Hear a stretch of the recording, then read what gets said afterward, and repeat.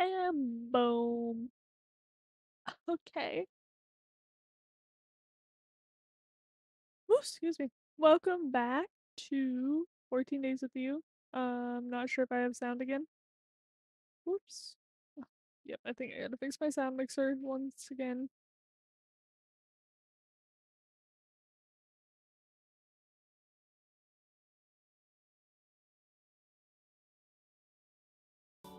There we go.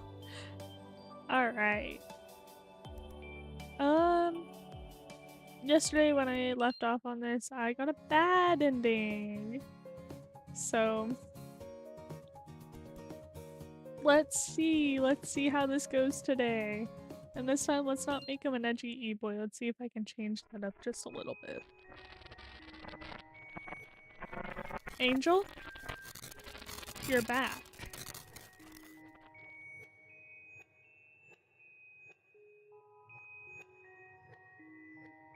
Can't wait to see you again.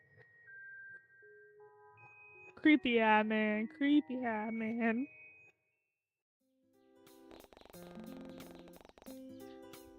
Okay, this is just going back over. Another body has been pulled from the lake, 4 unidentifiable victims in the past year. And then cushion TV wasn't allowed to get a bad headline damper my cheerful work morning after getting that promotion.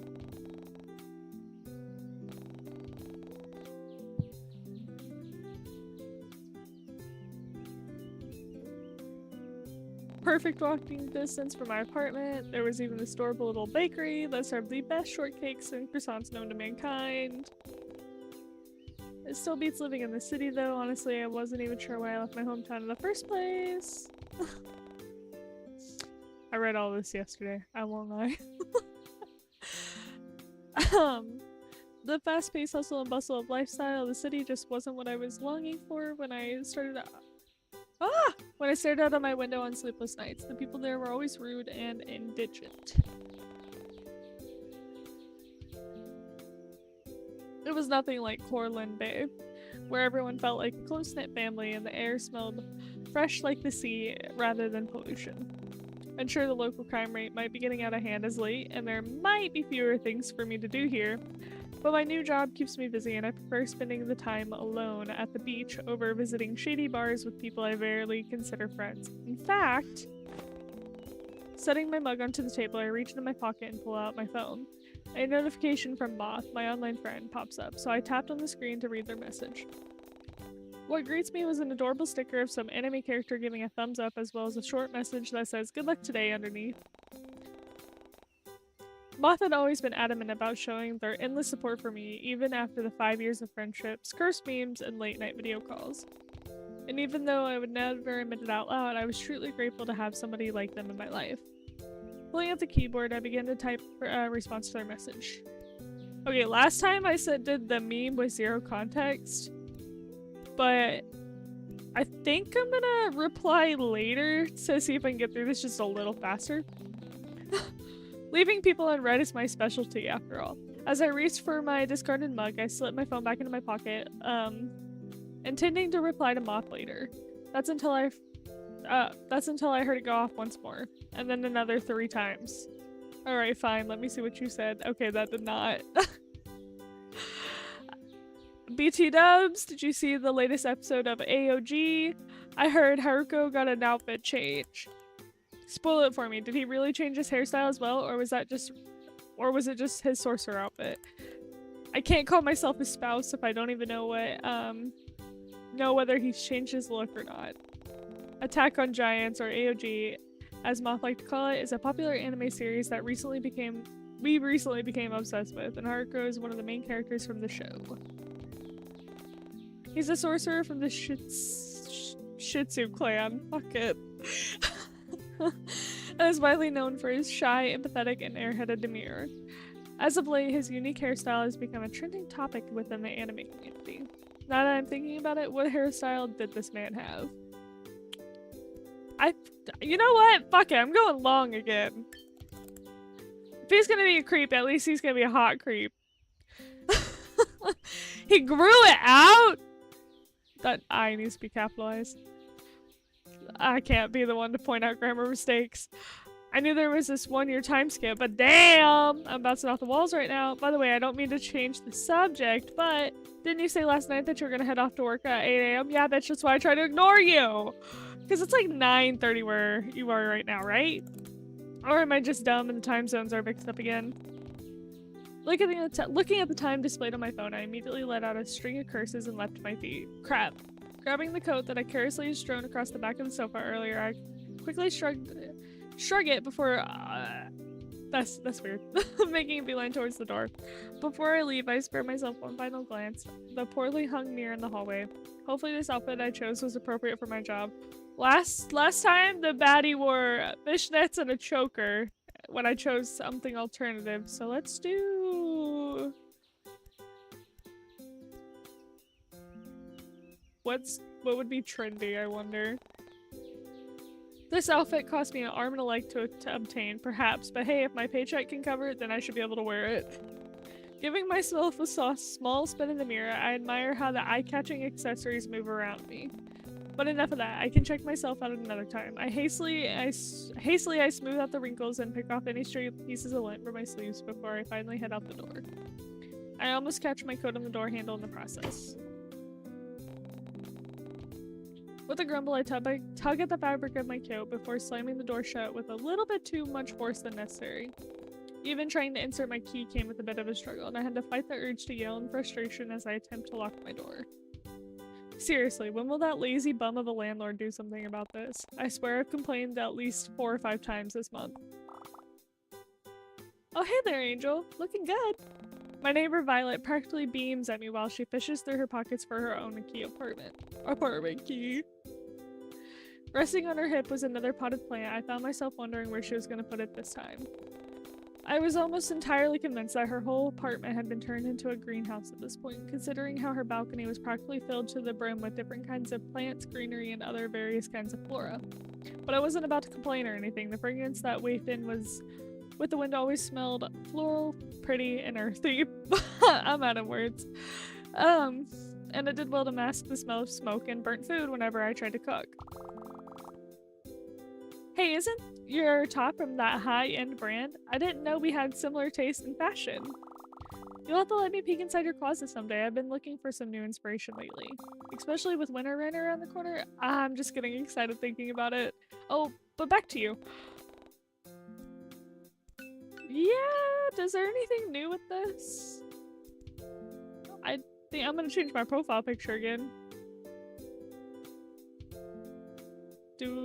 I don't know who this baddie is. We're gonna go with this one, I think, this time.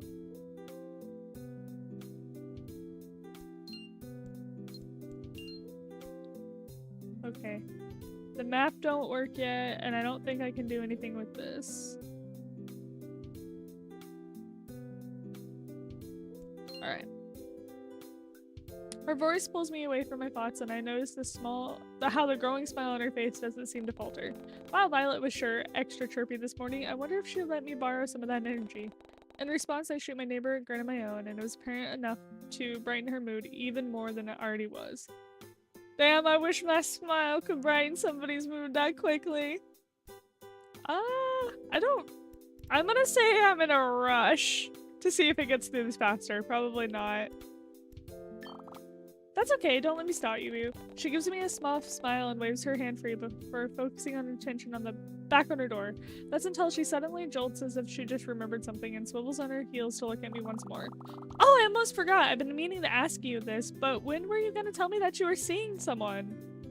Huh? A knowing look pulls her features as Violet continues to fiddle with her lock on her door. What are you talking about? Come on, don't act like you didn't just have a guy over last night. I saw him leaving when I took Kathy out for a walk. I'd be more worried about my neighbor taking her plants, named plants, out on a walk last night, but the thought of it tells me the thought of somebody leaving my apartment seemed to set off way more alarm bells. I gave Violet a concerned look and she picks up on it almost immediately. You don't remember? Don't tell me you're a drunk or something. With a huff, she gives up on trying to unlock her door. It seems as if we're both shared the same problem with our apartment blocks. And places her potted plant on the ground before slowly making her way towards me. Tall guy, wearing a dark slasher hoodie, really into alternative fashion with a crazy amount of— God damn it, he's still alternative. I thought maybe me— oh well. Crazy amounts of belts and loops wrapped around his legs. Ring any bells? No. Last night I was just catching up on some TV shows and talking with my friend. No one came here. Even if they did, I would have heard them. My place isn't really that big. Really? I was so sure it was your door. A hand rests on her cheek, thinking in a manner before she pouts up at me, suddenly giving in for now. That said seemingly. Oh, alright then. Maybe it was somebody else's apartment. I mean, it's always so dark in these halls at night. Honestly, what is our landlord even doing? Would you mind if I checked in with security downstairs later? I'd give them some peace of my mind. That's fine. Alright then, thank you. Well, I got some plants to water and some MMOs to raid in, so god damn it, I forgot about that. She's a nerdy little gamer girl along with her plants. Violet lets out one last huff before she picks up her plant. What did she name this one again? It goes back to unlocking her door. Good talk, I guess, even if it was kind of awkward. Yeah, see you later, bye. Slipping past my neighbor into a cramped hallway, I quickly make for the stairs. When will they fix that broken elevator? And break into a slight jog. Thankfully, the weather was rather cool today. The shoes I chose weren't going to leave me with blisters by the time I reached the library. The smell of old paper, coffee, and soft incense floods my senses as I step through the library's glass doors. The melodic chime of the woman at the reception desk of my arrival, and I watch as she tucks a strand of blonde hair behind her ears as she turns around to greet me. Good morning, Eleanor. Oh. She looks surprised for some reason, before her expression morphs into a soft smile, and she beckons me closer with a nod of her head. Eleanor is one of my coworkers here at Courland Bay Library, and one of the very few people who actually gets work done.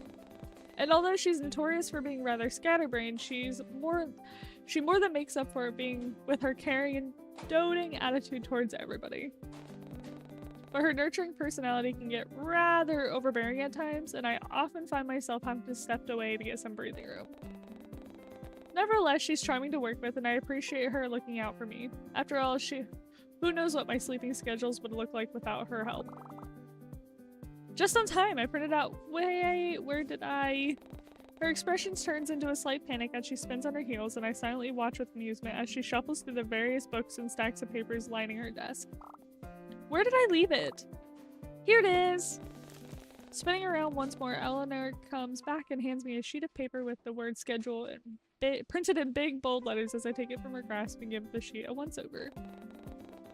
Well, it looks like I'm going to be busy for the next few weeks, but I guess Eleanor doesn't seem to share the same disdain as me, judging from the playful look plastered on her face. So, how does it feel no longer to be the one in charge of stacking books all day? Although you still have to work the front desk from time to time. Unfortunate. I offer a weak smile at her words before rounding the corner and placing my bag under the desk. As I begin to pull out some of my belongings, the front door chimes again, letting everybody know that another patron has come in. Figuring Eleanor has it all covered, I leave the customer and I go to her and I go back to preparing everything for the day. But as I turn around to check on her, I notice that she's already finished greeting the customer and was on her way back to her own desk across from mine. As if sensing my gaze, she spins around her office chair and flashes me a teasing grin. He's back again! Eleanor gives a soft chuckle as she inclines her head in the direction of the person she was talking about. You know, that new guy? I don't know when he started showing up here in the Bay, but he always comes in and rents out the books you recommend on the display window. And if I didn't know any better, I'd say he has a little crush on you. Especially with that outfit you got on, makes you look rather gorgeous, so I can't really fault him for staring. Because he was staring. A lot. Snorting, I push Eleanor's office chair so that she is facing the other way, and I focus my attention back on the papers in front of me. What was with everybody today? Smiling, gossiping, and meddling in other people's business that wasn't their own? It was bad enough that I had to deal with a potential intruder, but I doubt my deadbeat landlord was going to do anything about it. I might need to buy a stronger lock on my way home from work, maybe even some kind of alarm system. But the stores would the stores still be open by then? All of a sudden, I get pulled backward as Eleanor playfully wheels my chair around and leans over my shoulder to softly speak into my ear. Would you look at that? Lover boy on aisle 8 needs some help, it seems. She nods in my direction at the red light flashing above the bookshelves, signaling to the staff that somebody in the row needed assistance. With a sigh, I reluctantly stand up and make my way over. I already knew for a fact that Eleanor wasn't going to go help them herself, so I begrudgingly begin to make my way towards aisle 8 alone. I knew better than to glance at her, though, knowing full well that my teasing coworker would be sporting the biggest grin on her face at my misfortune. So I can't prove it, but I think I got Eleanor murdered last time. She disappeared after a while. Ducking around the corner and into the aisle, I was immediately met with a broad backside that was covered by what had to be the comfiest looking cardigan I've ever seen. The person whom it belonged to, however, hadn't seemed to notice me yet, so I awkwardly cleared my throat and absent-mindedly shift my weight from one foot to another. I'm taking a drink of water.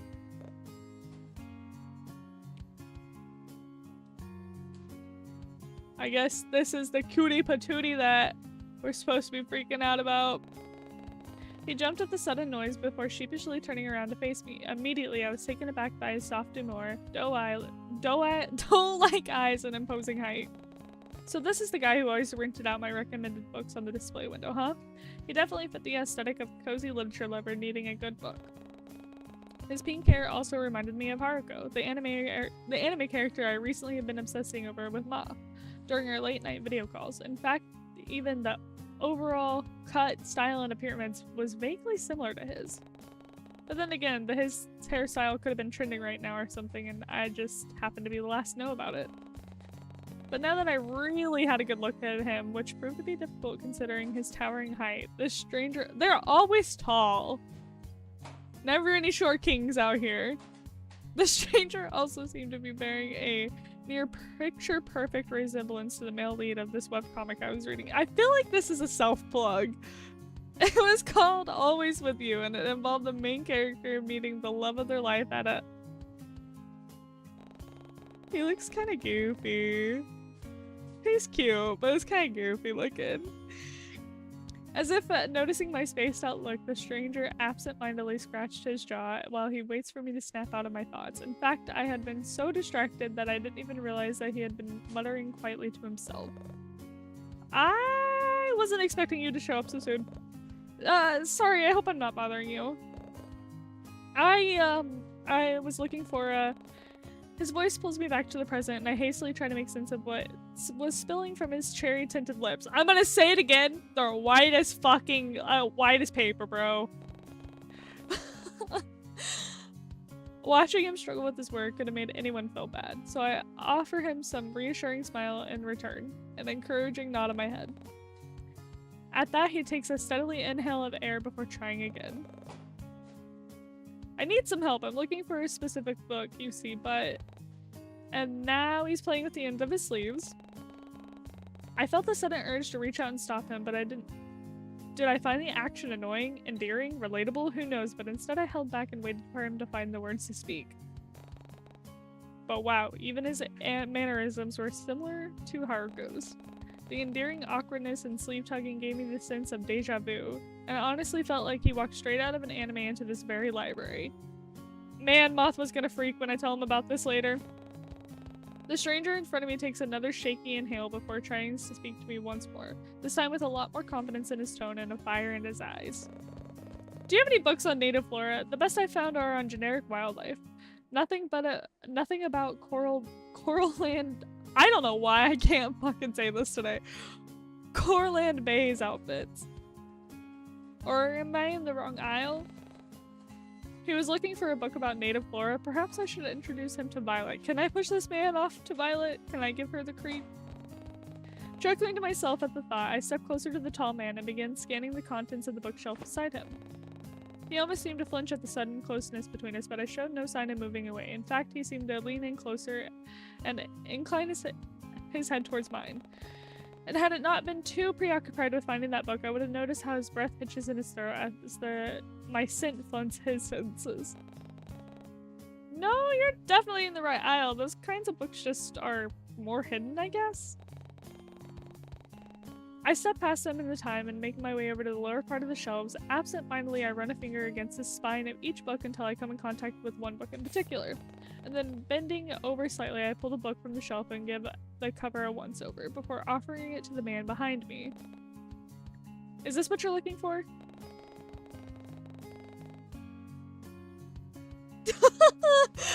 I guess he is kind of cute. I'll give you that, Drew. His hair reminds me of a jellyfish. That's what it looks like. He looks like a jellyfish. Too preoccupied with the misplaced book on the bookshelf, who brings cookbooks to the nature's aisle. I barely notice how his blue eyes trail across my form before landing on the book held out by my outstretched hand. Was it just me, or did he have a certain glow in his eyes? Was this book really that interesting, or perhaps this tall stranger was just really into nature? Well, not that it mattered, because he was already taking a tentative step forward and revealing more of his hands from the depths of his long sleeves. With shaky fingers, I watch as the stranger reached out and takes it from my grasp. He flips through a few pages and its contents before finally settling on the book with an affirmative nod. Yeah, this is exactly what I was looking for, thank you. I'm glad. He's like, haha, you're really like an angel sent down from heaven or something. You're so helpful. Kind, too. I'd be so creeped out. What? What? Oh, I didn't. Did I say that out loud? I didn't mean to say that out loud. That must have been weird. I'm sorry. It looked as if he was about to cry now. I hastily threw my hands up in a comforting manner and shot him a reassuring smile. Hey, it's fine. No need to freak out. This man would bite. He would bite. I genuinely believe he would bite me. Hey, it's fine. No need to freak out. I just wasn't expecting someone to say that about me is all. Really? Well, I think it's true for what it's worth. You really are like an angel. Thanks. An angel, huh? I seriously doubt that was the reason why I was given his name in the first place. But I hate the fact that the main character is the same name as my mom. It's crazy how he was able to guess my name so easily. Girl, it's Angel. He just called you an angel sent down from heaven. Figuring that was my cue to leave before things got awkward, I give him one last friendly smile and a subtle glance back towards the front desk, but the eccentric man showed no sign of moving. Instead, he just looked down at me expectantly. What do you want, a kiss? Do you want a kiss? He didn't. Did he want to continue the conversation? It seemed unlikely as he hadn't said anything. He simply stared at me. I can stare back. I awkwardly cleared my throat for what had to be the millionth time today and gestured vaguely to the receptionist desk behind me. Well, if you don't need any more help, I should. This was just getting weird now. Should I even attempt to continue this conversation? Or just leave? I mean, it would seem rude to walk away abruptly, especially considering how he apparently a regular patron at the library I worked at. But he wasn't making much of an effort either, so what should I do? Okay, I think last time I chose to politely excuse myself and leave. I'm gonna pull myself. Oop, that's the game. Whoops. I'm gonna move me. I want to move me to this side. Yay! Just so that the conversations could also be picked. Alright. I need to check. She gonna go sleep for a second. Okay. Alright. I think I chose this one last time. I'm gonna keep talking to him. So I'm trying to go to his house or my house. I don't know. So, do you come here often? Seriously, Angel, that was the best you can come with it. Dang it, now he probably thinks I'm the weird one. Yes, actually, I like visiting here whenever I have some free time. Although I usually end up coming here just to hide away in the corner somewhere and look at you or the book collection. Saved yourself there, buddy. You have a lot of interesting books here. Lots of books. It's a library, bro. Oh yeah. I literally said that. She's like, yeah, it's a library. Sure, whatever you say, mister. Actually, now that I think about it, you haven't told me your name yet. Oh, hi, I guess you're right. You can oh no. I don't get to know his name. His name's Ren. I figured that out last episode. What? It was like he said something, but his voice was delayed. Was that even a voice? Was he even speaking English? It almost felt like something came out of a dream. How did you do that? Do what? Anyway, you can just call me Ren if you'd like. Is it alright if I continue to call it Angel? It's such a unique name, in my personal opinion at least. I never told him my name. Wait, did he just guess my real name or was- I called that shit! Oh my god. Wow. Or was he just using Angel as a nickname? Was he really flirting with me right now? Are you okay? Yeah, I think, but... How did you know my name? I don't remember telling you. Silly, it's on your name tag! As to prove a point, Ren reaches out to gently flick the name tag I somehow forgot I had put on this morning. God damn it. Of course they have a way to... Ah! Oh. Angel's a cute name though. And it really, really is fun to say, especially over and over again. Freak. Right. Anyway. Say, are you busy later? I'd love to thank you for helping me find this book. Seriously, what's up with this guy? One minute he's shy and next he's bold. It's almost like he's putting up several fronts to see which one I respond to better. Actually, I'm busy this afternoon. I need to buy a new lock. Okay, I mentioned this last time. Why would you tell this to somebody you just met? A new lock? That doesn't sound good. Can I ask why? I guess it wouldn't hurt to tell him. I mean, what's he gonna do? Personally show up at my doorstep and test the new lock himself? He in fact did. And that's how I died last episode. Apparently somebody broke into my apartment last night and I didn't notice. I don't think they stole anything, but it's still creepy. And I figured it's better to be safe than sorry, you know? Yeah, but it sounds like instead of a lock, you just need to jump the scumbag when they least expect it and beat him up to teach him a lesson. Stay up all night if you have to. Really get the edge on him. I couldn't help but let out a genuine chuckle at his suggestion, as if I had chose this, then I would have been a... Huh! If I chose this, would have been the side of him that I prefer. He seemed at ease and his words weren't forced or awkward. Yeah, and who's gonna be the one to beat up the guy at 3 a.m? Because last I checked, I'm not really the type to go around throwing punches at people. I don't know. And I'm definitely not before the sun is up and shining. I could do it for you. You? But I mean, we don't even know each other that well. That's fine. I could tell you all about myself on the walk there. My whole life story and everything. Where I was born, the school I went to, and how many cute librarians I've met. Which happens to be one so far. He's such a creep. I'm gonna move my character back to the other side real fast. Just so... Time to move me. There we go. I'm back over here now. I felt like I was covering shit up.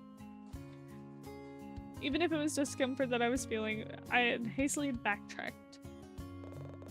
Or hey, or not. I was just messing around. I didn't mean to make you feel uncomfortable. There it was again, the subtle shift in his personality, but for now that you mention it, would it really hurt to invite him to my place for the night? He definitely looked like he could handle himself in a fight, his contrasting outfit aside, so maybe it wasn't that bad of an idea. Okay, I'm gonna invite him over. Actually, you know what? Would you mind coming over and staying the night? I'd feel a little bit safer knowing somebody else was around. Oh, you actually want me to come over? Yeah, your creepy ass plan worked, bro. I mean, yeah, sure. Definitely. He thinks he's gonna get in my pants. He thinks he's gonna get in my pants. Not tonight! These pants are closed! He seems a bit too eager for this. If it's not too much trouble, I get. Where are they? Angel, ah! There you are! Somebody at the front desk is looking for you and- Oh! Sorry, are you busy right now? I can- Impeccable timing as always, Eleanor. No, it's fine. I think everything is already handled here, right? I give the two of them a soft smile before making my way towards the receptionist desk. But as I pass by Eleanor, I gently clasp my hand on their shoulder and shoot her a playful look of my own. If you need more help, I'm sure Eleanor here can assist you. She loves helping others. And as I turn to leave, I barely miss the way Ren's eyes zone in on my hand resting on Eleanor's shoulder. Oh, he was pissed about that. I didn't notice that. He was pissed about that. Damn. I think he did murder her last round. I hope he didn't do it again this game. Hours seem to pass by in a blur, and soon enough I find myself resting in the employee's lounge. My mind drifts back from the guy that earlier, and I couldn't help but wonder what happened to him afterwards. Did he rent out the book I offered? What about my recommended novel of the week? Ren surely was estranged, to say at least, but I had to admit that he did seem kind of cute with his oversized cardigan and timid demeanor. The demeanor's gonna be the word that kills me today, I swear to God.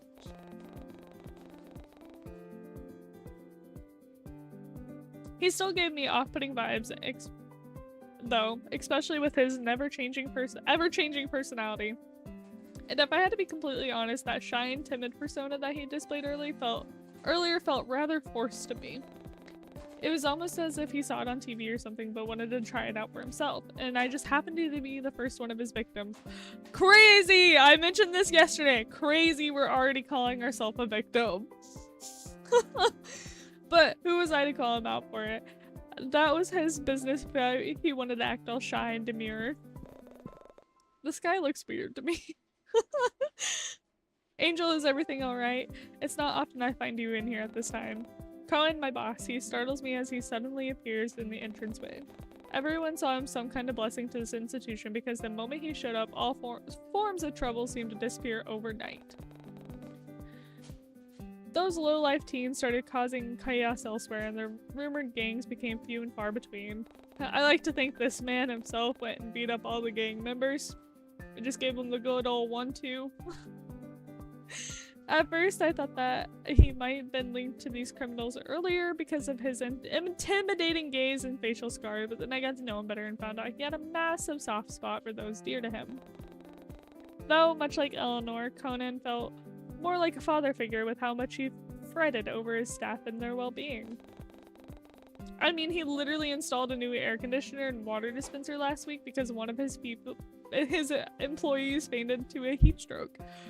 Like I said, that should be done before preventative measures.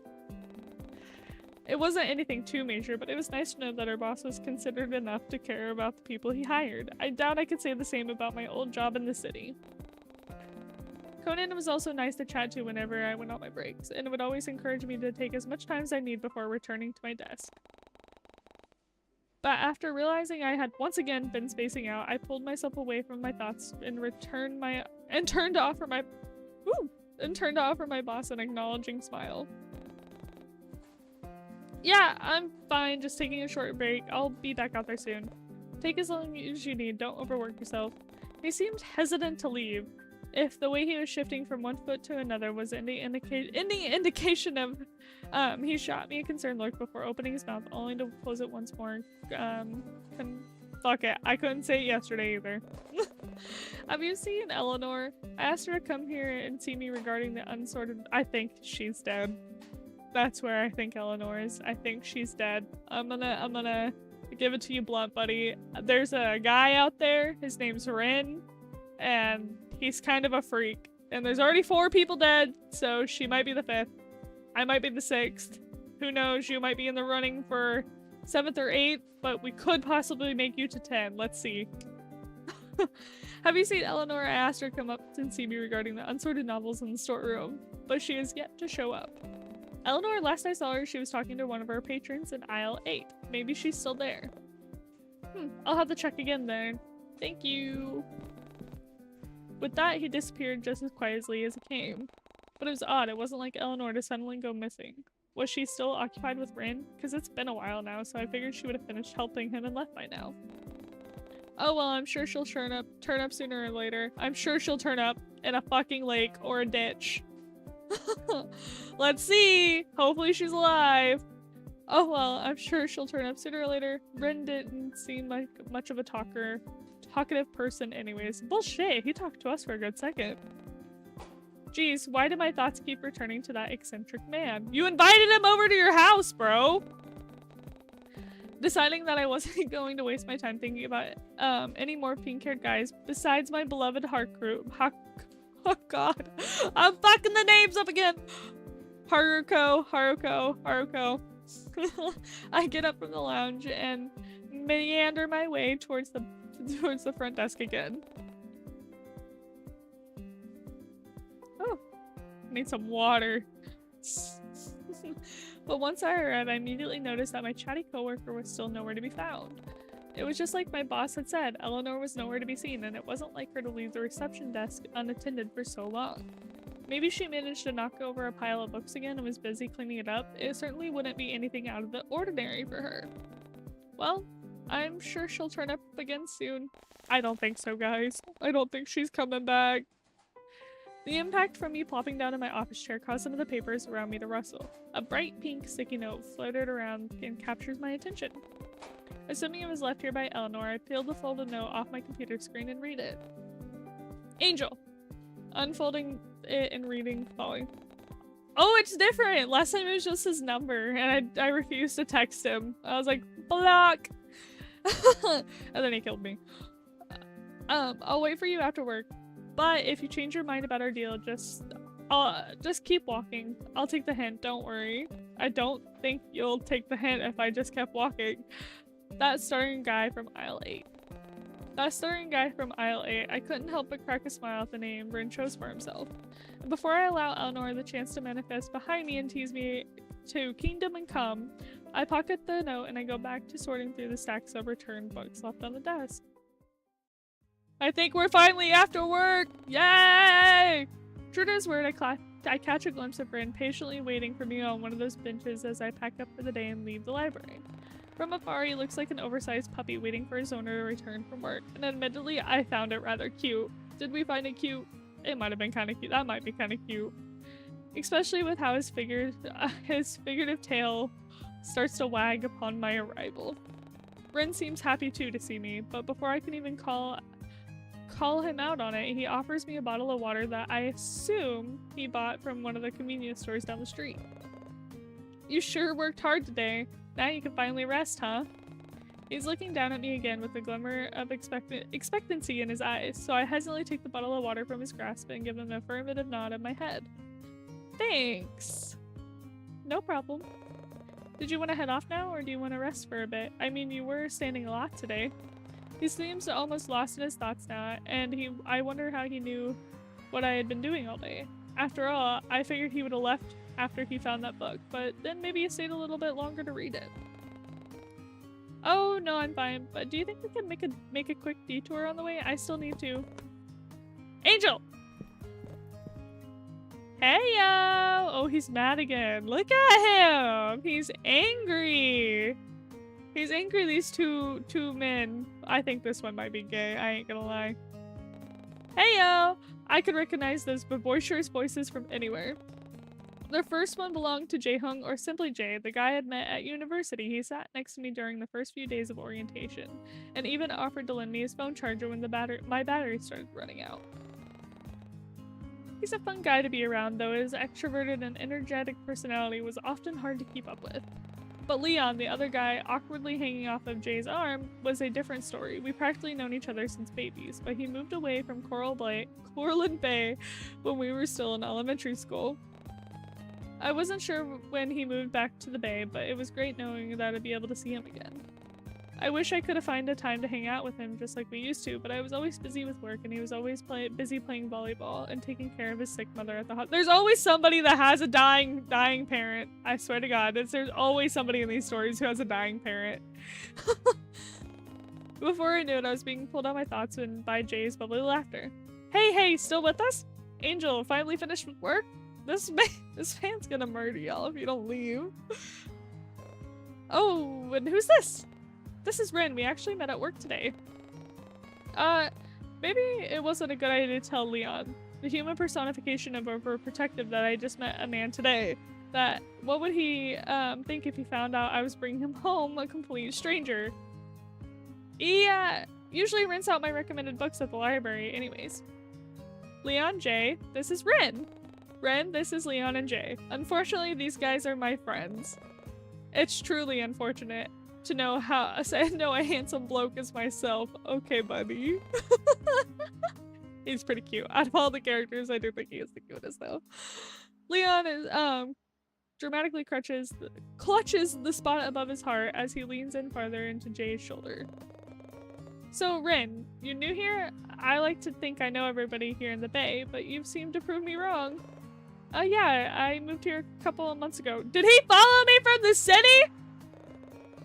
Oh, same as- yeah, I'm pretty sure he followed me from the city. He said wherever my shoddy goes, I go too. Oh, same as Angel. I'm pretty sure they moved back here, like, what, 2 months ago, right? Leon looks at me for confirmation, and I meekly nod my head. Strange how I've only been back here for 2 months, and I've yet to find enough time to catch up with all my friends. Oh, what a coincidence! Anyway, talking about moving is boring. Do you want to come hang with us? I hardly noticed the way Ren gets shoved aside by Jay, intentionally or not, nor could I make up scowl on his face soon as the excitable man leans. He's so mad. It's so funny. Excitable man leans a little too close into my personal bubble. Ah! You get the fucking. You're scared, dude? What do we don't be scared yet. We're not back at my house yet. No fear just yet. We were just about to head over to the club Shoreline. Do you want to come? I'm sure Leon wouldn't mind paying for you as well. Oi! I don't mind paying for them, but who said anything about paying for you? Yo, that boy on the right though, hold on. Please, for a lady who's dyslexic, please. Please, which one? So I can tell you if it's the serial killer. Because if it's this one, it's the— ah! Wait, why is it beeping? Oh, it was me. That was scary. Did I just now? Thank you, Leon. You're the best. I don't even know what the fuck was just said. I ain't gonna lie. Y'all distracted me. I don't miss the way Leon rolls his eyes at Jay's antics before settling his gaze on me once more. Do you want to tag along? I really don't mind paying if you do. Shit, I love a shoddy that loves paying for everybody! Sorry guys, I've actually made plans. And do these plans have to do with this lanky fellow? Yeah, they do. I'm taking the creep home. Taking him home.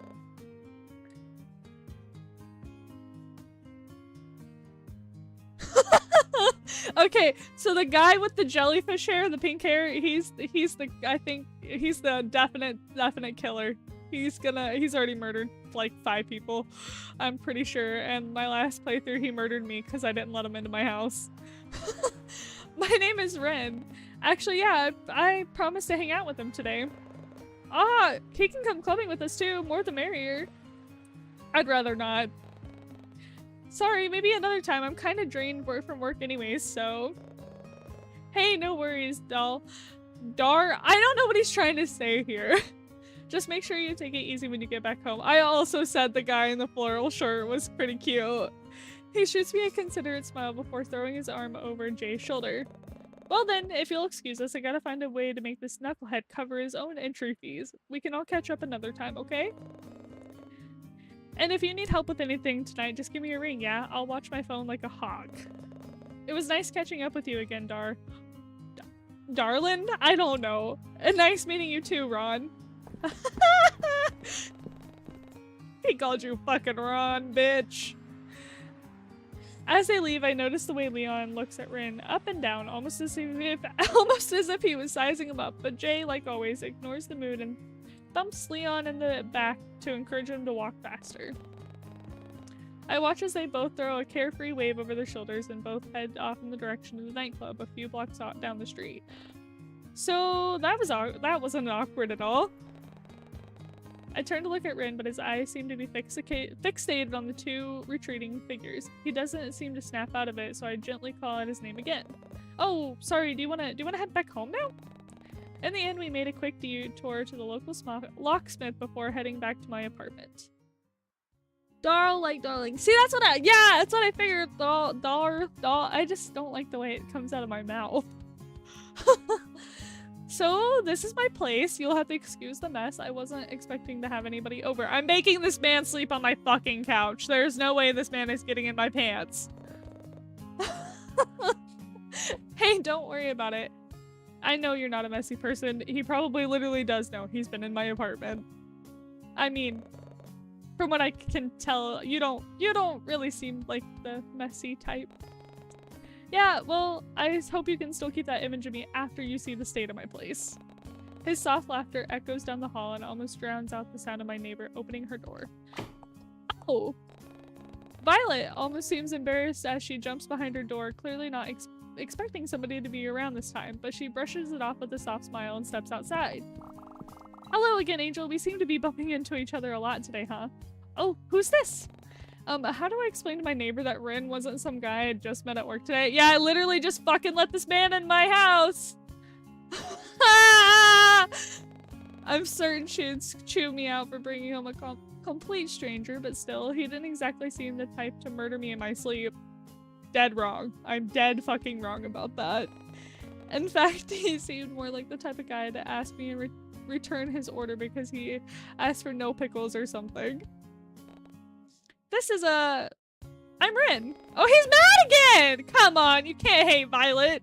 You can't hate Violet and all her plants.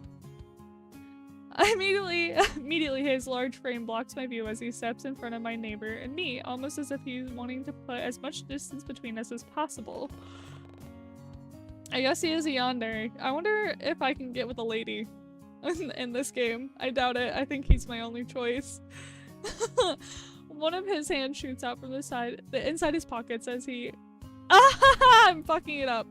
And he gruffly offers it to Violet out for her to shake. He wants to shake her hand. Oh my god. Shake her hand. Concerned about his abrupt actions, I step aside and look him up to gauge his expression. Oh, he changed that shit quick. I'm a friend of Angel's. I see. I haven't seen you around before. Are you new to the area? Relax, bye. He's not a serial killer or anything. There's been 4 murders since he's moved here. But also since I moved here. Maybe I'm the serial killer. At least, I sure he won't be, wasn't I hope he wasn't. And why did I feel the sudden urge to defend him? It wasn't like I could confidently say that he was some holy being that fell down from heaven or something. He called me that, though. Maybe I am a holy being that fell down from heaven. Maybe he was the one who needed to be called Angel instead. Oh, well, it didn't really matter. Really? Ren actually offered to stay at my place for the night in case that creep decides to come back. Oh, well, I mean, he certainly has the height for it. I get that a lot. But don't worry, they're safe in my hands. Well, alright then, a friend of Angel's is a friend of mine. But I have my eye on you, totally not Mr. Serial Killer. She whispers the next part to Rin under her breath, but clearly had the intention of also letting me hear it as well. Just remember that I know what you look like now, so don't complain if you see your face plastered all over milk cartons soon enough. Wait, what? Hang on, girl, let me reread that.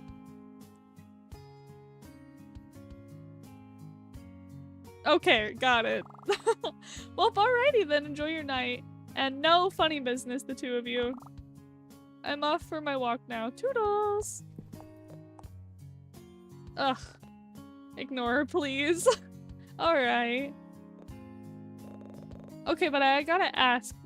Was she holding a potted plant on a walk? Yes, she was. She likes taking her little plants on a walk. They gotta have fresh air. Dropping my keys into the bowl, I shrug my oh my god. Okay, breathe. I think I just need to take a drink of water real fast.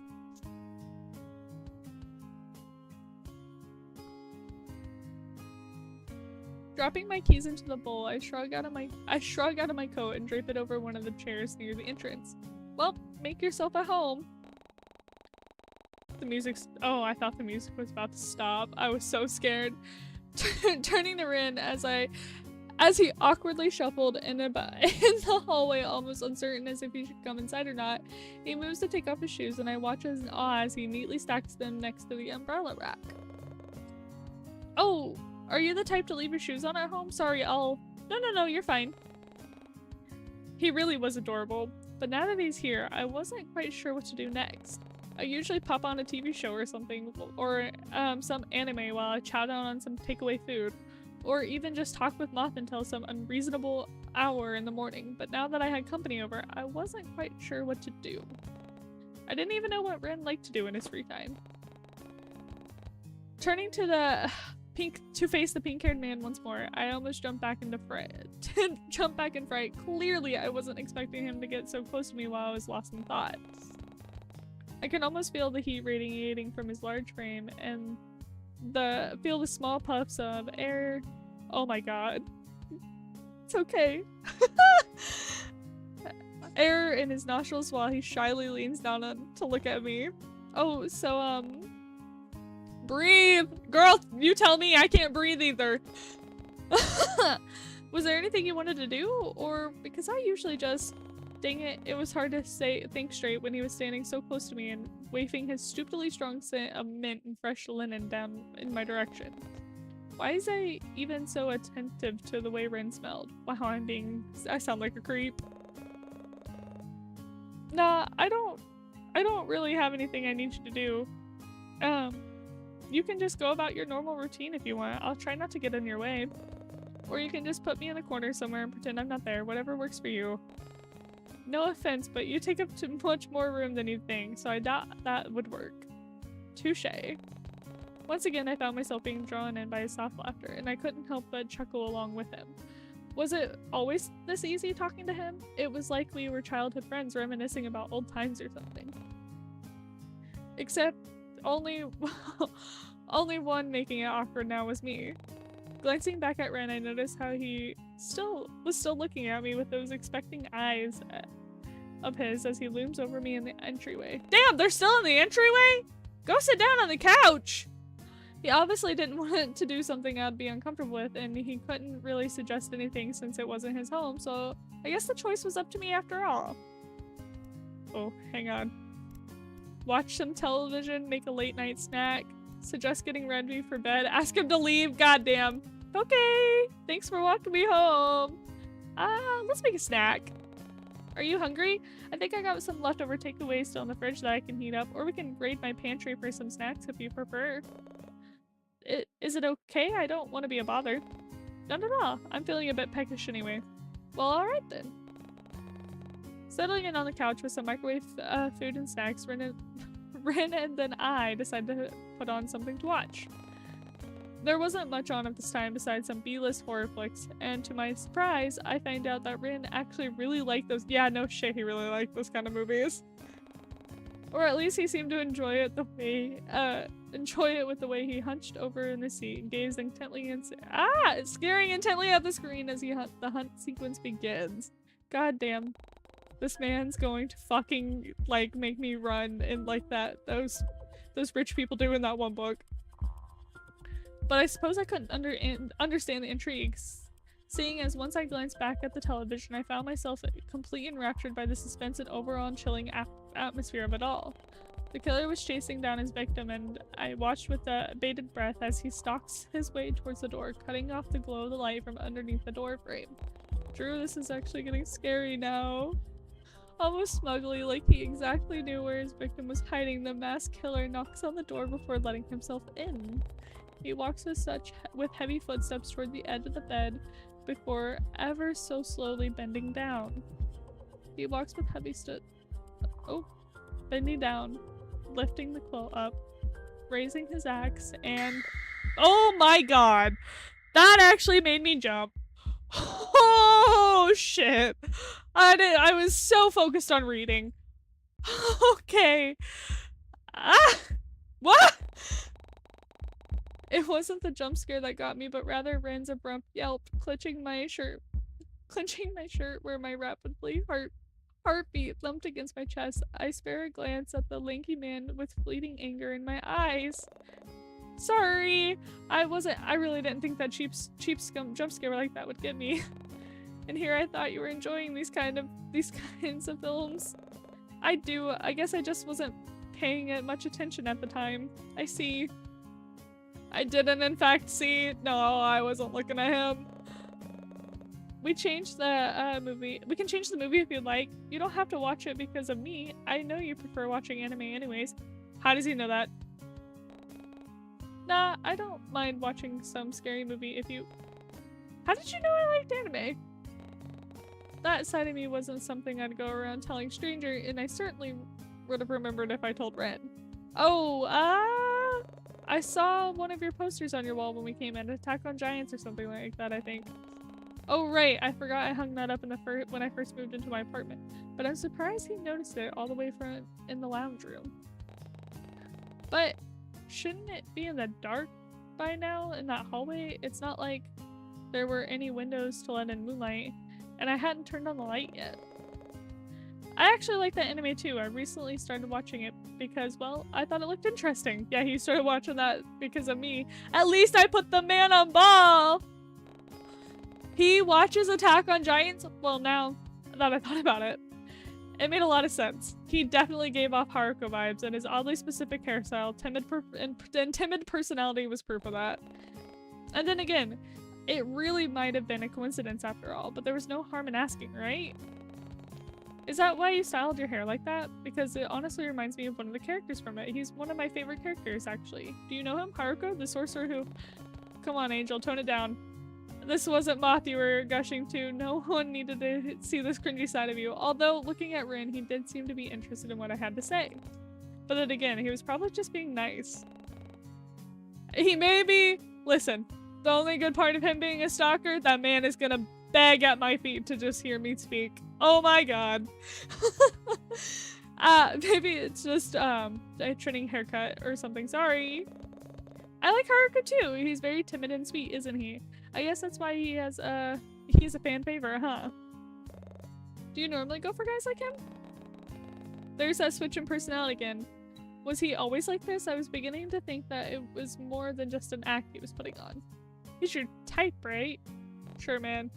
Actually, I get a weird sense of deja vu from his words, and I find myself thinking back to the time when Moth asked me that very same question. Are you Moth?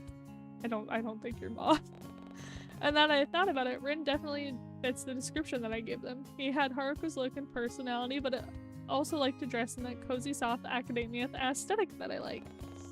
But my interests were ever-changing and dependent on my hyperfixation, so I couldn't say for certain what my certain types was. As if noticing my far-off stare, Rin broke the silence by talking once more. Whoa! Oh! But you asked me about my hair, right? I guess that does have something to do with Haruko at the same time. Not really. I chose this hairstyle because of other reasons. Because it looks like a jellyfish and it's growing on me. I like the jellyfish look. Well, that was certainly ominous. But before I could ask, I watched as Rin subtly tries to mask a yawn by turning his head to the side while covering his mouth. It was endearing how he tried to pass it off as if he was simply looking around the room, but I knew better. Tired? I can go get your bed set up now if you'd like. Just give me a second to pull out the air mattress. It's fine. I don't want to be a bother. I can sleep on the floor or something. I like house on the floor or something. I really don't mind, honest. I have timber flooring. Seriously, don't worry about it. It'll just be 2 seconds. I get up from my spot on the couch and make a beeline for my closet before he can make a response. And yet, I barely got 3 meters away before I could hear the heavy, tall footsteps of Rin following closely behind me once more like a lost puppy. It was kind of cute.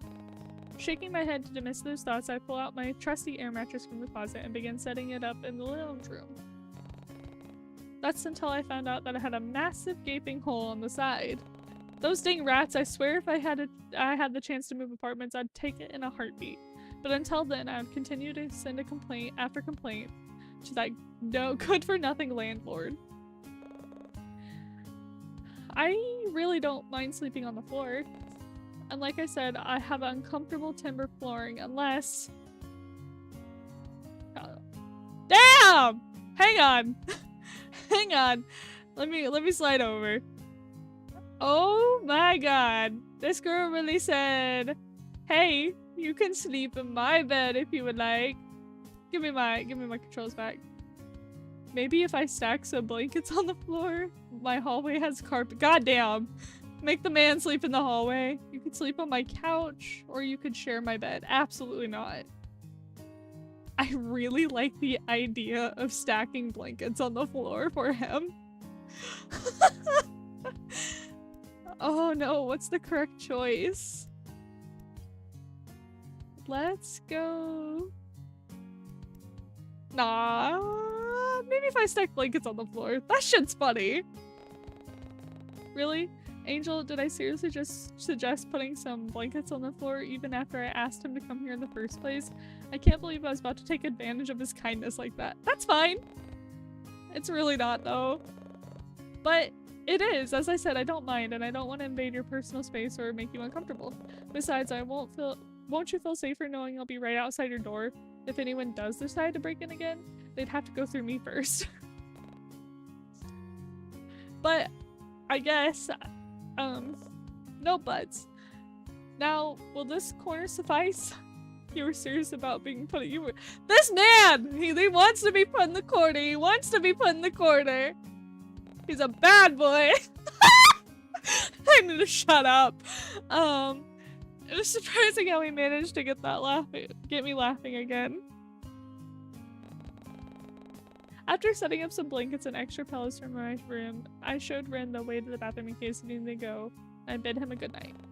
It was like my feet were on autopilot as I returned to my bedroom. Silently shutting the door, I looked around my room as if I was the guest in my own house.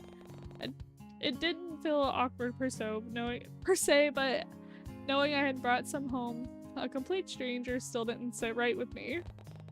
But still, Ren showed no signs of wanting to murder me in my sleep, and Violet did meet him before he came inside. Wanna throw me back over here? I don't know if I'll have any other options to select. So maybe this wasn't so much of a bad idea after all. I somehow felt safe in his presence, and even though we had just met, I felt like I could trust Ren enough to leave him untended in my lounge room. With that thought in my mind, I slowly slipped underneath the covers of my bedsheet and began to eventually drift off. So Ren, huh? I wonder what tomorrow will bring. Oh shit, am I actually gonna make it to day 2? Yes! Hang on. Okay, I saved my progress. Oh shit, I actually made it to day 2. Oh no, man. Waking up to the sounds of birds chirping outside and the sunlight filtering through my blinds, I groggily rubbed my eyes before absent-mindedly staring at the ceiling for a few moments. A lot has occurred last night, and I still need to process most of it. But the main thing that plagued my mind was the stranger I let into my apartment last night. Was he still here? Slipping out of bed, I smoothed out the wrinkles in my pajamas to make myself look more presentable before heading out into the hallway. I don't have to make it that far before I catch a familiar glimpse of pink in my vision. I walked out to see Ren already awake, neatly stacking his pillows and blankets away. Morning, Angel. Sleep well? I don't think that anyone came by last night, but your neighbor, she's kind of loud, isn't she? Ren must have heard her gaming away on her computer at like 2 AM, like usual. As if to apologize on her behalf, I offered Ren a sympathetic smile before coming to help him move the pillows back into their rightful spots. Yeah, sorry about that. I usually don't mind since I'm also awake at the time, but I forgot you'd be able to hear Violet from here as well. Oh no, it's no trouble. It was just odd to hear her at first. She really doesn't give off that vibe, you know? Yeah, I get what you're saying. She really isn't the type to...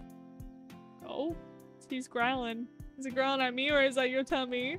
Apparently Ren's stomach wanted to join in the conversation. Sheepishly, he covers his mouth with the sleeve of the sweater and turns away. But now that I was up close, I could make the faint outline of dark circles under his eyes and immediately started to feel bad.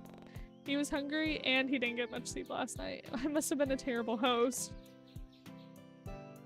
I had to make up for this somehow. Sorry, I don't know why it made that noise. I'm not hungry or anything. Here, why don't I make us something to eat? Oh no, it's okay, don't worry about it. I don't want to be a bother. Actually, why don't we go out for breakfast instead? I think the cafe by the pier is open to the public now. We should go check it out. A new cafe. He was talking about Driftwood Cafe. I wasn't even aware that it was open to the public yet. Still, taking him out for breakfast was the least I could do to show my gratitude. After all, Ren did make sure that no creeps broke into my apartment again, and he did it all without expecting anything in return. Yeah, let me get dressed and then I'll be 2 seconds. Okay, sure, take your time. I'll just wait here. Leaving Ren unattended yet again, I quickly ducked back into my bedroom to change out of my pajamas. That man is watching me through the keyhole. I just know it. I think quit being a freak. Let's check this out.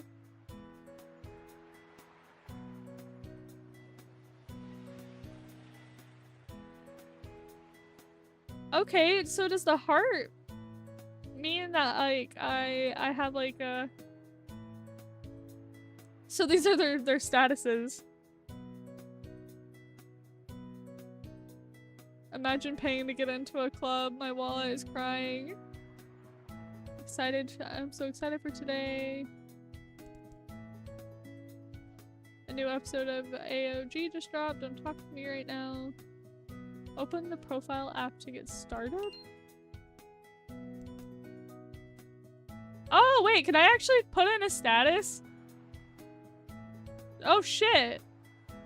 Just let a man sleep over that I met once. Heart. Where's the heart? How do I do it again? It's a V. Nope. It's not a V. It's this. Oh, wow, no. There we go. Done! That's my status. Just let a man sleep over that I met. Forgot just. Oh well. In the end, Ren and I decided to walk to the cafe together, considering how the weather was perfect and it wasn't that far from my apartment. Turning to my side, I noticed how the light pink-haired man tries not to subtly sneak a side glances towards me. The arm at his side practically itches to reach out, and if I knew any better, I would assume he wanted to hold my hand. But instead, he simply tucks his hands into his pockets and shoots me another soft smile. The weather was really nice today, huh? Back to small talk, it seems. Sure, if I'd known it'd be this sunny, I would have suggested spending the day at the beach instead. Yeah, we can go for a swim or maybe even check out the rock pools. It's been a while since I've been there. That does sound fun. Oh! He's mad! Look, he's mad again! He's angry! He's all like, Leah Angel! The sounds of my name being called, I turned on my heels, only to find Leon running up to me with a sports bag full of what I assumed to be his volleyball gear. This man looks like he's about to go to the beach. He does not look like he's about to go play volleyball.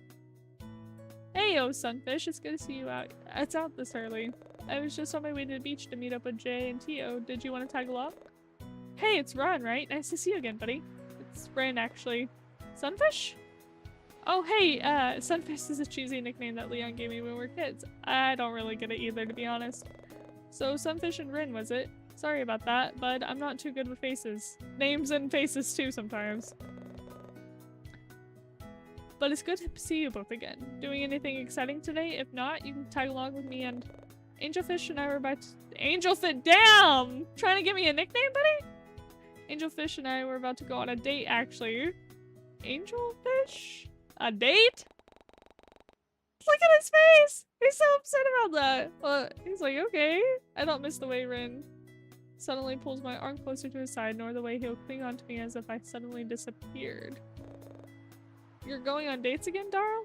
Good for you. I'm glad to see that you're coming out of your shell again. Take care of them for me, won't you, bud? What do you think I've been doing ever since you moved away? Damn! Like me, Leon barely seemed to notice Ren's mumbling as he rested an arm over my shoulder and starts tugging me into the direction of the beach. Ren, on the other hand, still latches onto my arm but doesn't seem to move. I can't believe my little Sunfish is out there dating scene again. I feel like some proud father. Oh please, we're basically the same age. It feels like a proud adoptive father. Leon pretends to wipe a tear away from his eyes when he leans in farther into my shoulder. And it was only that when I noticed Ren wasn't following us. Turning around, I reached out to grab his hand and instead tug him along. He immediately seemed to perk up in the action and entwines his fingers with mine before— I'm already holding his hand?!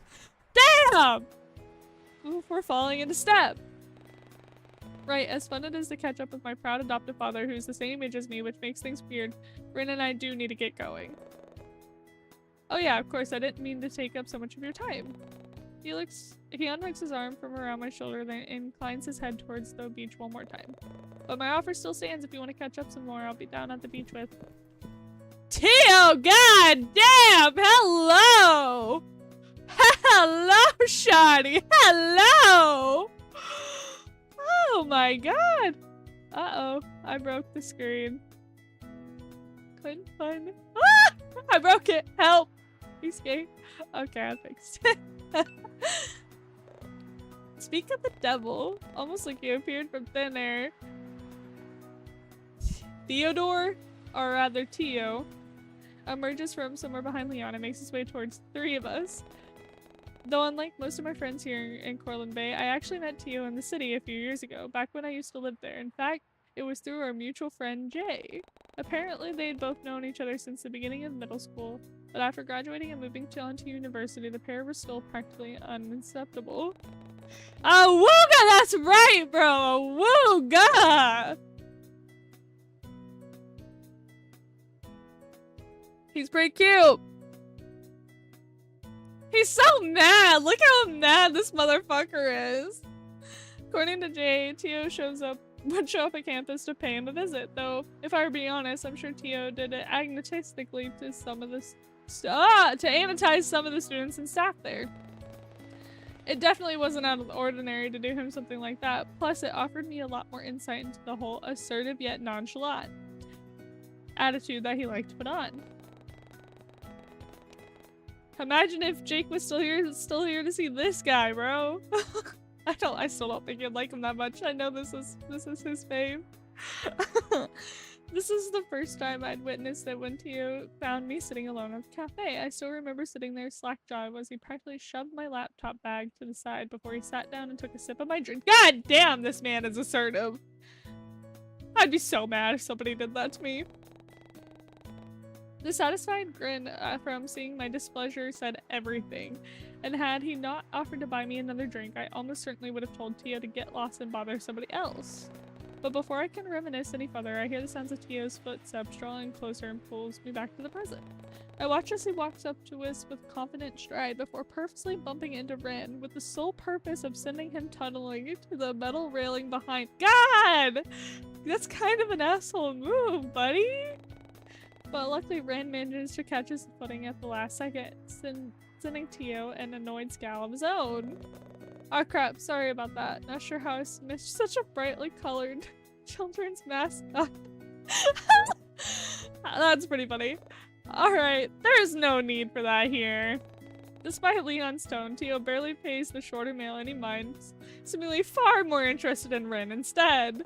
Let me guess, you're dressed up as Benny the Buttercup, my 4-year-old cousin would love you. Knock it off, bro! What's your problem? I don't know. What's yours? I could practically feel the tension between the two grow, so I decided to step in. Maybe you should introduce each other first before you try glaring at each other to death. Nah, this man's chilling. Look at his face. Tio, this is Ren. He's, well, you're not my boyfriend! Well, that was certainly one way to put it, especially without bringing it up to me beforehand. At his words, Ren shot... I shoot Ren a confused glance, but the determined look on his face had me biting back my words. Okay, this is Tio. He's... Wait, how should I introduce him to Ren? I've never seen this man in my life. No way, he's just a fling. He's... You know, how should I do this? Okay. He's a friend from the city. He's my ex-boyfriend. He's just a fling. I've never seen this man in my life. I think I'm brave enough to be like, he's my ex-boyfriend. I want to see him get mad. Yeah, I don't like to date people outside my tax bracket. He called me on my shit. He called me on my shit so quick. Don't get it twisted, doll. We were never exclusive. I never even brought up the concept of dating when I was with you. God damn. Oh, that explains why you were fine with cheating on me. Wait, I thought you guys were just friends. What a complete loser. Excuse me, it's not cheating if I was never your boyfriend. He's so mad now. So mad. Alright, why don't we change the subject? Sorry, you weren't my boyfriend. Then why would you ask me to not see other people? You think I'd want to share you with others and then let them have what's mine? Okay, okay, bro. Okay. Before I can step forward and knock some sense into that idiot, Rin seems to beat me to it. He grabs the other male by the collar of his shirt, but Tio only looks on with a lazy smirk. What's your problem? Okay, okay, bro. Break it up. Why don't we just drop this? You really need to stop trying to fix fights with people everyone mate. Aw, don't get your panties in a twist. I seriously doubt Buttercup is capable of harming a fly, let alone throwing a decent punch. I really would like to see him knocked on his ass, I think. You can drop the nickname. Nah, but I think Dollface over here should drop you instead. Ooh, he wants me back! He wants me back! Besides, the nickname is kind of cute. Matches your style pretty well, don't you think, Buttercup? I could see Ren's hand clench into a fist as he advances forward towards Tio, but thankfully Leon steps in once more. Seriously, why don't we all cool it off? Yeah, we're getting a bit too heated. Look, we're gonna head down to the beach. I don't miss the way Leon sends Tio a sharp glare. Are you sure you don't want to join us, Angel? I promise we'll make sure that Tio stays on his best behavior. Sorry, but I've already made plans with friends. And I seriously doubt they'll be able to get along. You know how Tio can get. Yeah, you got a point there. Alright then. He leans closer to me almost as if he didn't want the other two eavesdropping. If anything happens, I'll be in the area. Just come find me, okay? Well, I will. Thanks, Leon. I give his arm a soft— he's gonna get mad about that. He's gonna get so mad about that. I give his arm a soft squeeze and turn my attention back to Ren. But by the way he looks at us, I can only assume that he didn't like how close I was to standing to my childhood friend. Though that also could have been because Tio was still around, and honestly, I couldn't blame him. Regardless, I reach for his hand once more and tug him toward the cafe, making a point to ignoring Tio's crass words as we went along. I barely notice how Ren's mood immediately changes when my attention is back on him, and he follows along like a lost puppy. We arrived at the Driftwood Cafe, and the smell of fresh pastries and brewed coffee floods my senses as it wafts through the open windows. And just as I thought, the cafe looked as if it only had recently opened, and though it didn't seem busy or crowded as it anticipated. Pulling me from my thoughts, Ren ushers me to one of the empty tables before he goes off and makes an order with a pleased look in his face. How'd the bitch know what I want? It was a bit strange how he didn't want me to look at the menu first, but I chalked it up to him wanting to surprise me. He's barely gone for 5 minutes before he returns once more, taking a seat in front of me with a huff. A comfortable silence washes over us, and I watch as he absent-mindedly fiddles with the ends of his hair. You know, I'm also thinking about is this man's outfit's gotta start stinking. Like, man wore that to bed last night. Was he still concerned about what Tio said about his appearance earlier? Maybe it would be a good idea to take his mind off of it. Hey, Ren. Almost immediately he perked up with wide eyes. How do you manage to keep your hair so fluffy? It always looks so good. Ren seemed to be flushed instantly at my words, and he sheepishly ducked his head to lower it and hide his reddening cheeks. You like it? I usually just angle the blow dryer below my chin and then blast the heat, and it usually just stays like that afterwards. Oh, so you don't use any products or anything? Man, I do not want to read about fucking hair advice! No, not really. Just when I thought you got over his timid personality, it slowly came crawling back. Was this really who he was? Ren must have taken my silence as a lack of response, seeing as he tries to strike up another conversation. So, work going good for you, huh? Finally got that promotion— How did he know?! Ah, yes I did. I was honestly surprised when I first got my promotion, considering I've only recently moved back here. But Eleanor's been really helpful by showing me the ropes, and Wait, how did you know I got promoted? Oh, your coworker told me about it yesterday after you left. Eleanor, right? She seemed really proud of you. Anyway, what were you saying about her showing you the ropes?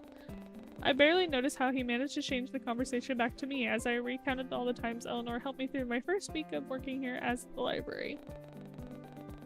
It eventually reached a point where it felt like he had been talking for hours, and it wasn't until something caught my eye that I finally did stop.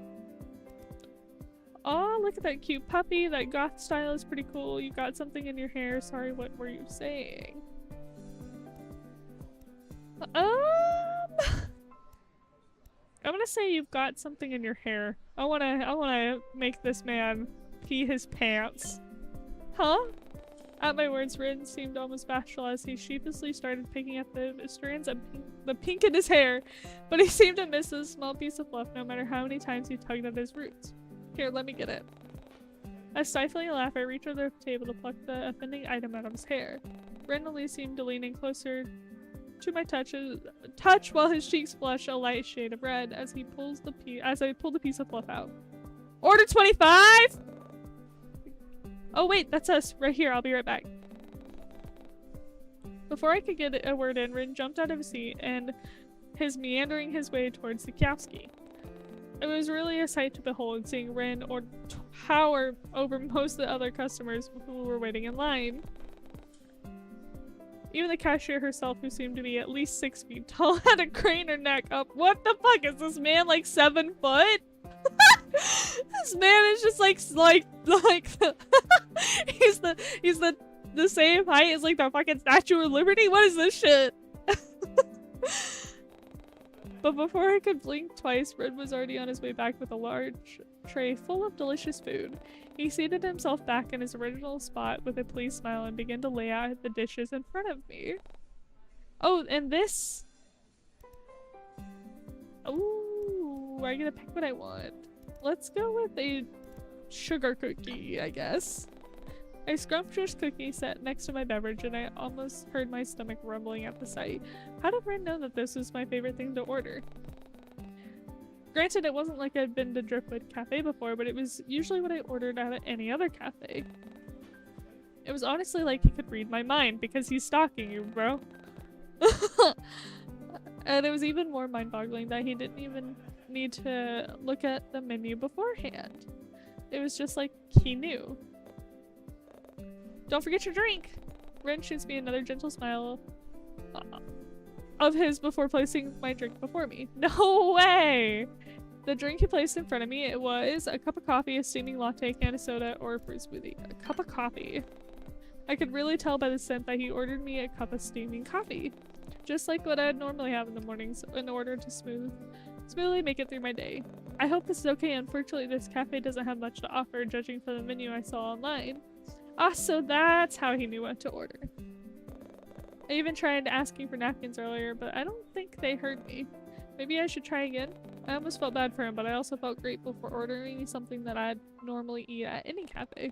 Ren makes sure that everything on the table is before putting the tray aside, and it was then when I noticed that he ordered himself.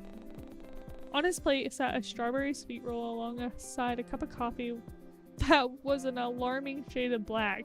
This man likes it dark! He seemed to pick up on my inquisitive stare, as if the innocent tilt of his head was anything to go by.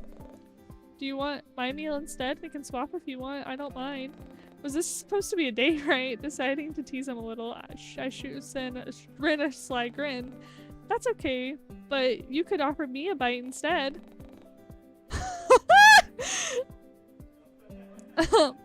Ren almost seemed to combust on the spot as his cheeks turned red and he almost choked up on his own spit. He looked down at the food before glancing back at me, only to look down once more to scoop up a bite-sized piece of his food.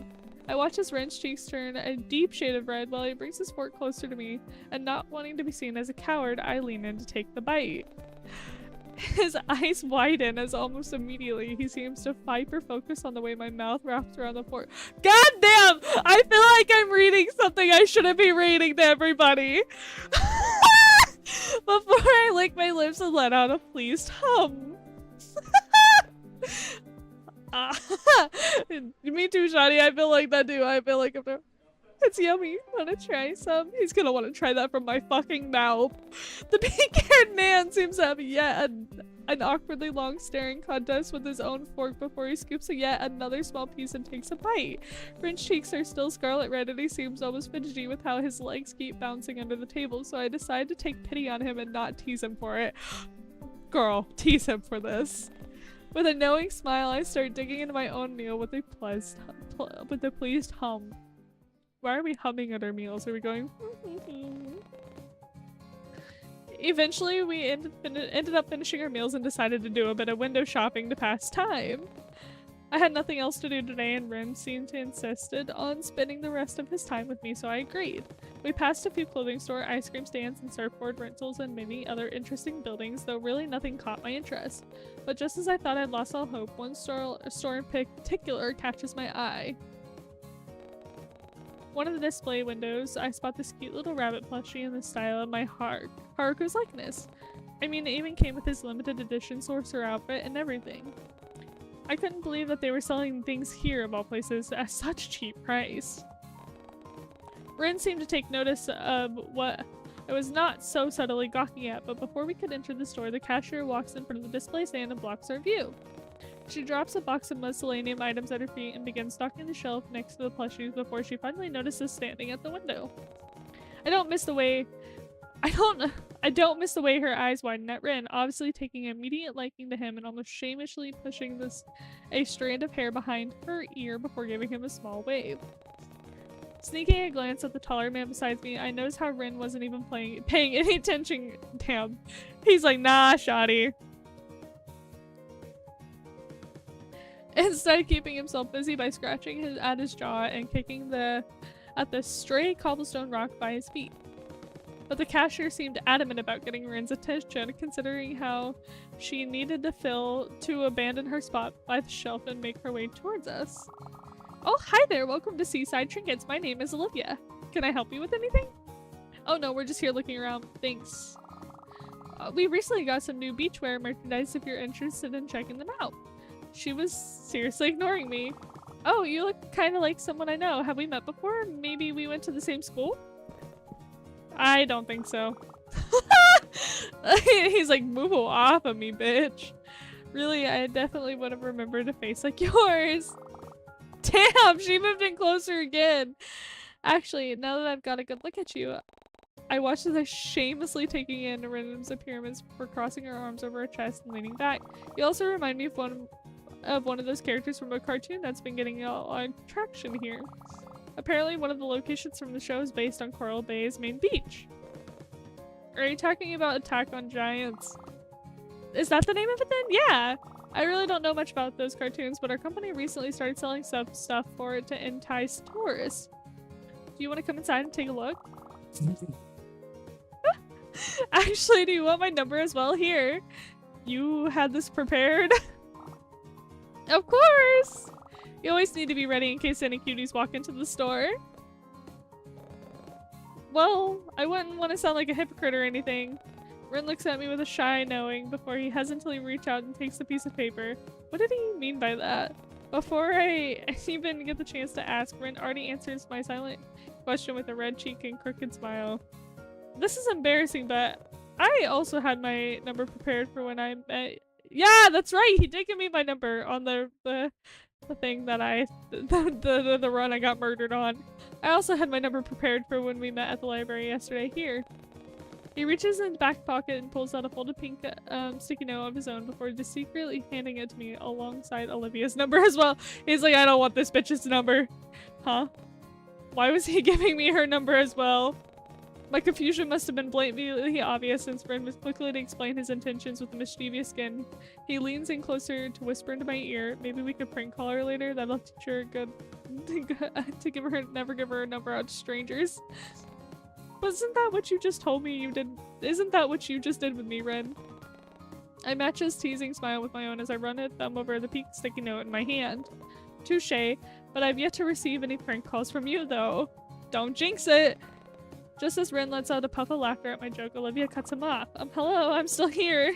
Oh, right, sorry. Anyway, now that you've got my number and I've got your attention again, I think it's only fair that I show you around the store. I don't do this just for anybody, you know. Rin doesn't seem to answer her initial question, nor does he seem to outright respond to her, but instead casts an inquisitive glance in my direction. It was like he was asking for my opinion, and I could only assume it was because he knew about my interest in anime. It was thoughtful of him to do that, but I kind of wanted him to tell her that rude worker off instead. Wait, did I really want him to do that? Do I get to join in on being a freak? What's wrong with me? I'm sure that the cashier just took an interest in him and there was nothing wrong with that. It's not like we're a couple anyway. Nah, bro. Apparently he's already my boyfriend. He said it to that Tio man. It's not like we were a couple anyway, but we were supposed to be on a date, right? And now Rin did, yeah, look, I should have just finished reading. Rin did declare himself my boyfriend earlier. I just assume he said that in order to get Tio off my back. Does that mean that he was feeling the same way as me? Was jealousy on his mind when we talked with Leon and Tio earlier? I wasn't sure how I felt about this new discovery. Angel? Huh? Do you want to go look at the items? We've still got a bit of time kill. Here, why don't I show you the most recent stock? We haven't shown this to the general public yet. I'm sure you'll love it. Without warning, Olivia, that's what her name, reaches out for Rin's arm and practically drags him inside the store. He lets us surprise down before leaning back to grab hold of my arm as well. But I was just out. Oh my god. But I was just out of reach. There was nothing else I could do but watch Rin helplessly get pulled inside the store. It's back here in the stock room. We usually don't allow customers downstairs, but it's a real hottie, so I'll let you take a sneak. No, I'm good.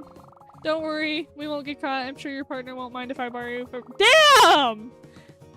I'll even throw some of those cartoon stickers for you. That surely will make you worth your time. The wink she sends him felt a little excessive, and I honestly wished Rin would turn around so I could gauge his reaction. But instead he leans closer to her face and whispers in a hushed tone that I could barely hear from the spot in the store. If there weren't any right now, I would stay— Okay.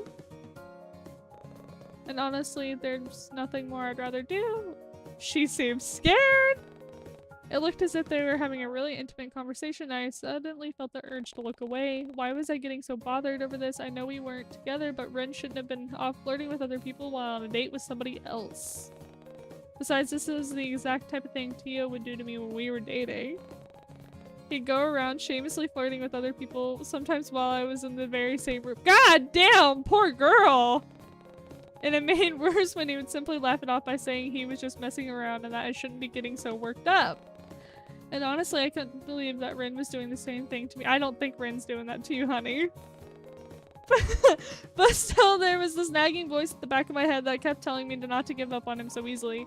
Rin was the one who confidently stood his ground when Tio got a bit suggestive, so I should maybe do the same. Would he even mind? Before I can stop myself, my feet start to move on autopilot as I march towards them, two of them, and reach for Rin's sleeve. I give it a hesitant tug, and I swear I could almost feel the relief wash over his body because of it.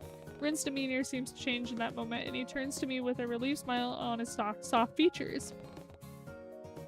I don't really have any interest in the store. Can we go somewhere else? Yeah, of course. Wait, hold on. Rin carelessly shoves Olivia's outstretched hand aside and gently places an arm over my shoulder instead. And just like that, he's already guiding me out of the store and back to the busy street. I can hear Olivia sputter out a confusing sound as we watch the two of us leave, and as I suddenly feel guilty for causing a rift between them. I want to know what he said to her fully. No matter how many times I tried to brush it aside, I still couldn't get off my mind what had just occurred. What if Rin was really interested in her? Granted, he probably shouldn't have been blatantly flirted with her while on a date with me, but he wasn't exactly the most confident guy. Would he still be able to talk to her again if things didn't work out between us? I don't think so. I don't think that man had something nice to say to her. No, I shouldn't be thinking like that. Peering up to gauge his expression, I noticed how he didn't really look that upset about leaving her. If anything, he seemed rather content to be walking down the street with his fingers intertwined with mine once more. I could feel him giving my hand a protective squeeze as he looked down at me with his soft blue eyes, and all my worries melted away. Maybe I did make the right choice after all. I might have been selfish, but it was worth having Rin look at me with such a gentle expression. Eventually the sun started to set behind the ocean as Rin and I continued to walk along the beach.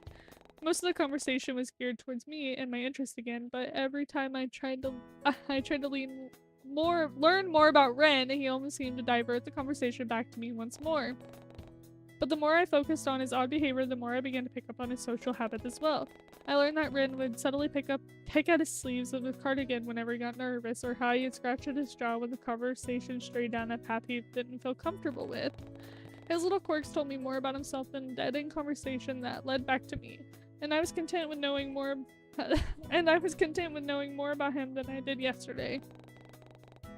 Ren no longer felt like a stranger I had met at the library, but rather somebody I can consider a friend. Except friends aren't supposed to get jealous whenever they see them flirt with somebody else. Geez, what was wrong with me? I'd barely been 2 days and I was already contemplating whether or not I truly saw Ren in a romantic light.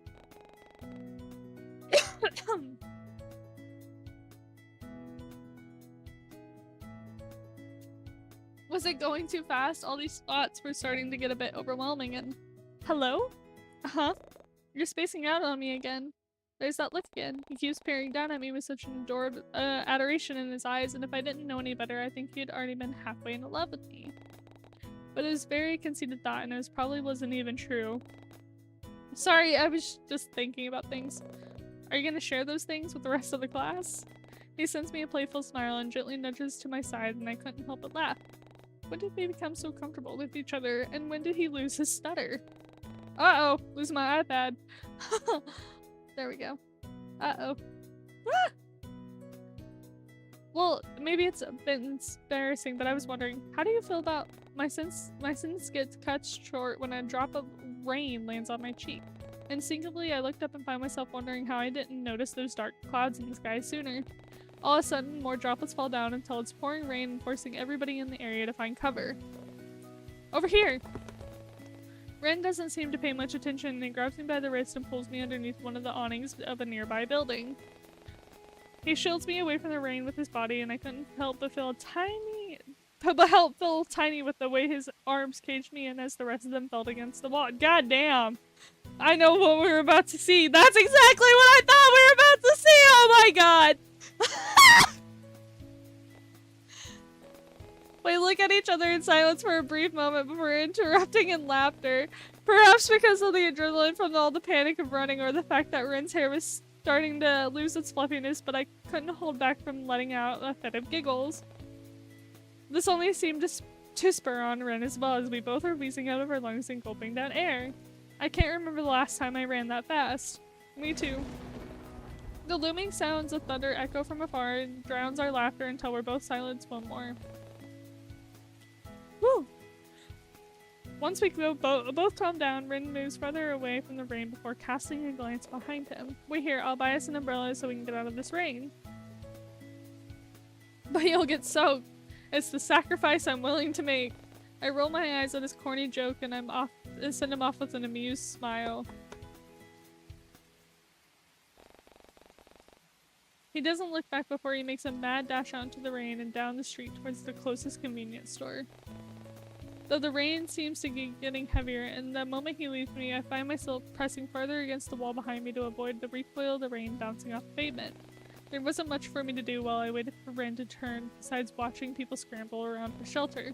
And just like that, the carefree sounds of laughter echoing from down the street captured my attention as I watched Leon, Tio, and Jay all run cover for the light like their life depends on it. Well, it seems that their beach outing got cut short as well. Glancing back once more, I barely make out my figure of Leon using his bag as a makeshift umbrella as he ducks under one of the awnings of an ice cream stand. All while Tio and Jay trail behind as they leisurely pace, kicking and splashing water at each other in the rain.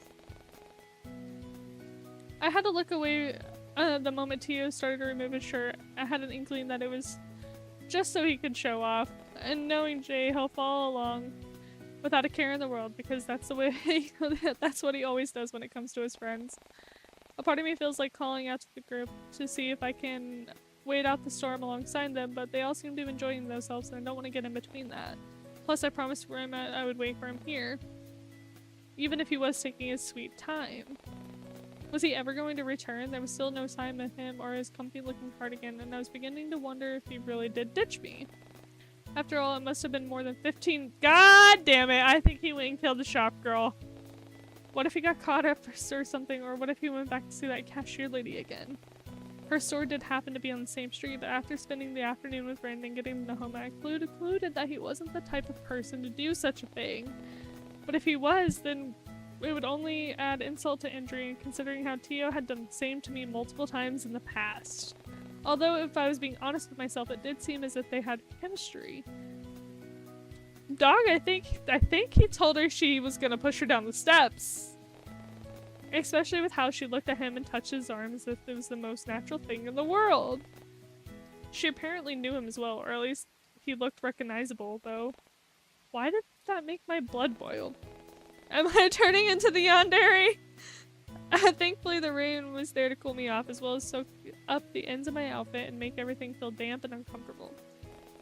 Was Rin really coming back? It shouldn't take this long to buy an umbrella. Oh shit. I guess I'll wait for him 15 minutes, maybe. It's not. Maybe something did come up. I'm sure he'll come back.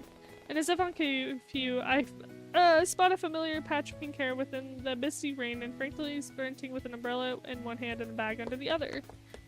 Angel, Angel. Ah! He almost slammed at me before stopping just in time.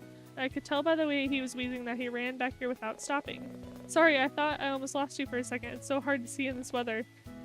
Gee, Rin, what took you so long? I almost wanted to cuss him out for taking well over 20 minutes just to buy a single umbrella, but that genuinely apologetic look on his features made me hold my tongue. Sorry, do you remember your friends from earlier? I ran into them on the way there, which took forever to shake them off.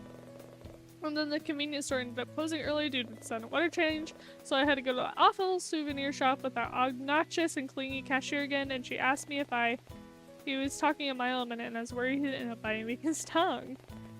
Gently, I raised a hand for him to signal him to calm down, and his intense monologue soon comes to a halt.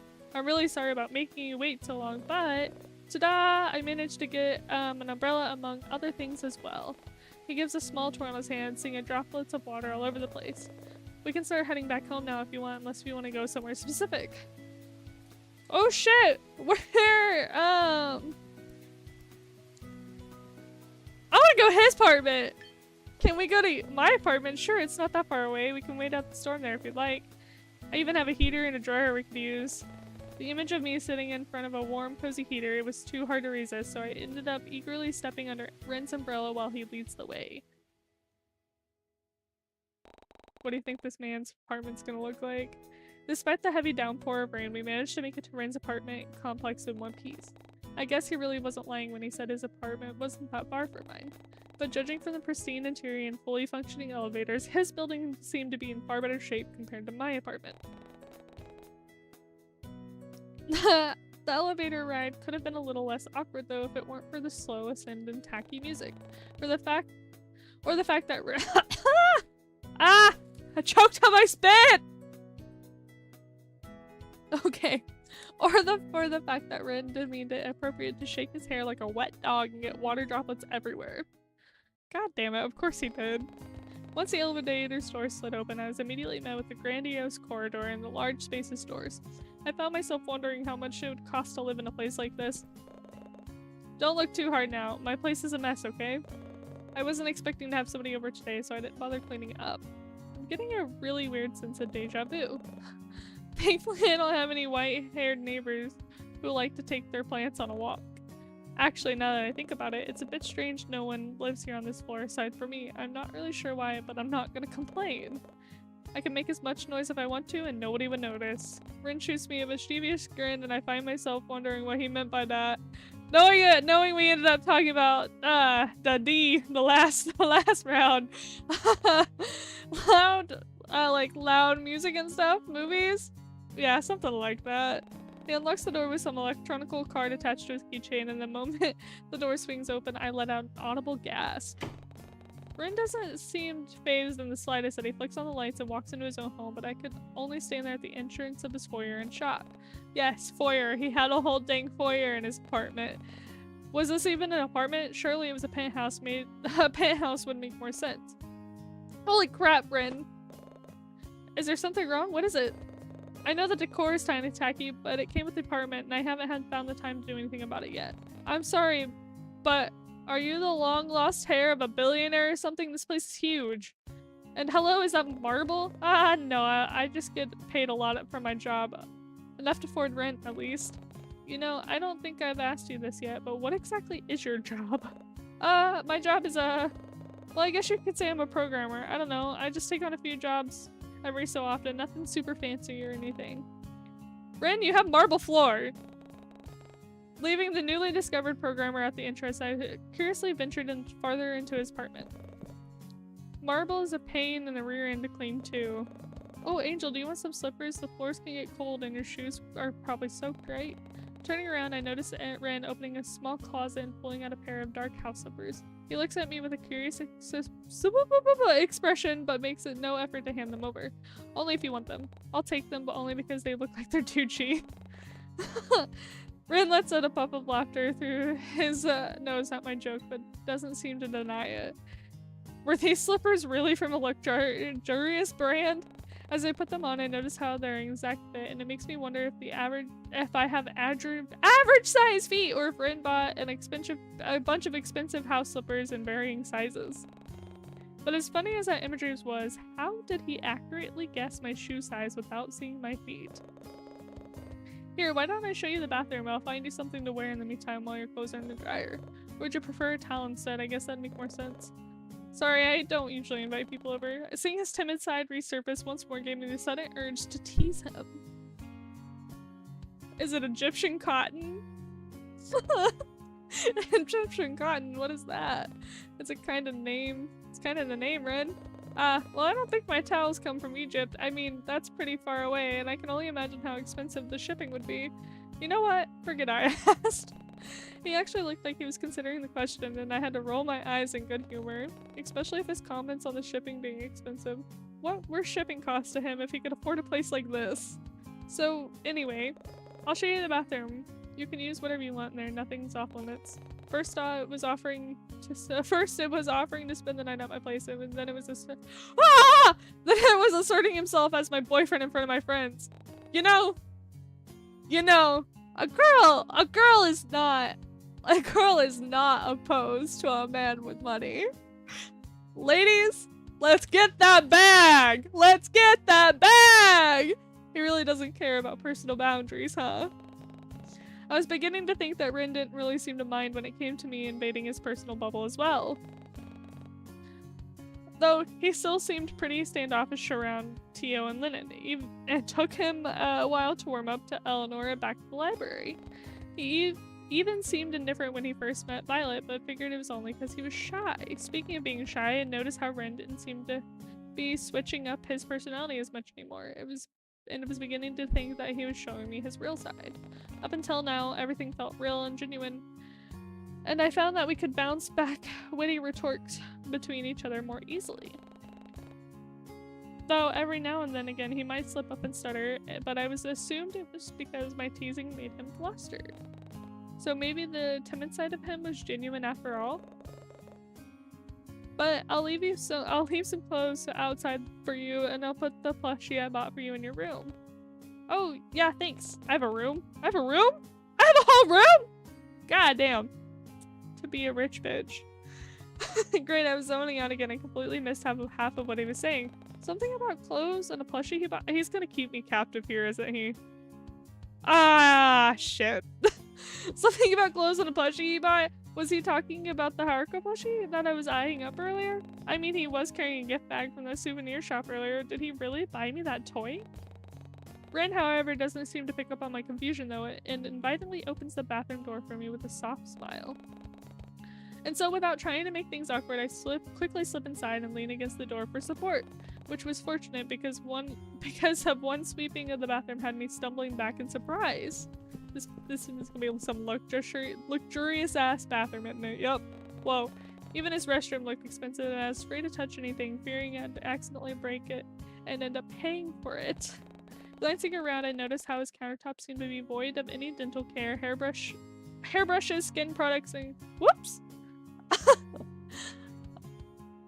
Oh gosh. My iPad failed again. I'm using my iPad as a second monitor. I am gonna go ahead and save. I don't know what's gonna happen here. Glancing around, I noticed how his countertop seemed to be void of any dental care, hairbrushes, and skincare products, though a few bottles of concealer and an open box of hair dye sit in the corner near the sink. Well, I guess that answers my burning question on whether or not he had naturally pink hair. Yeah, no shit, bitch.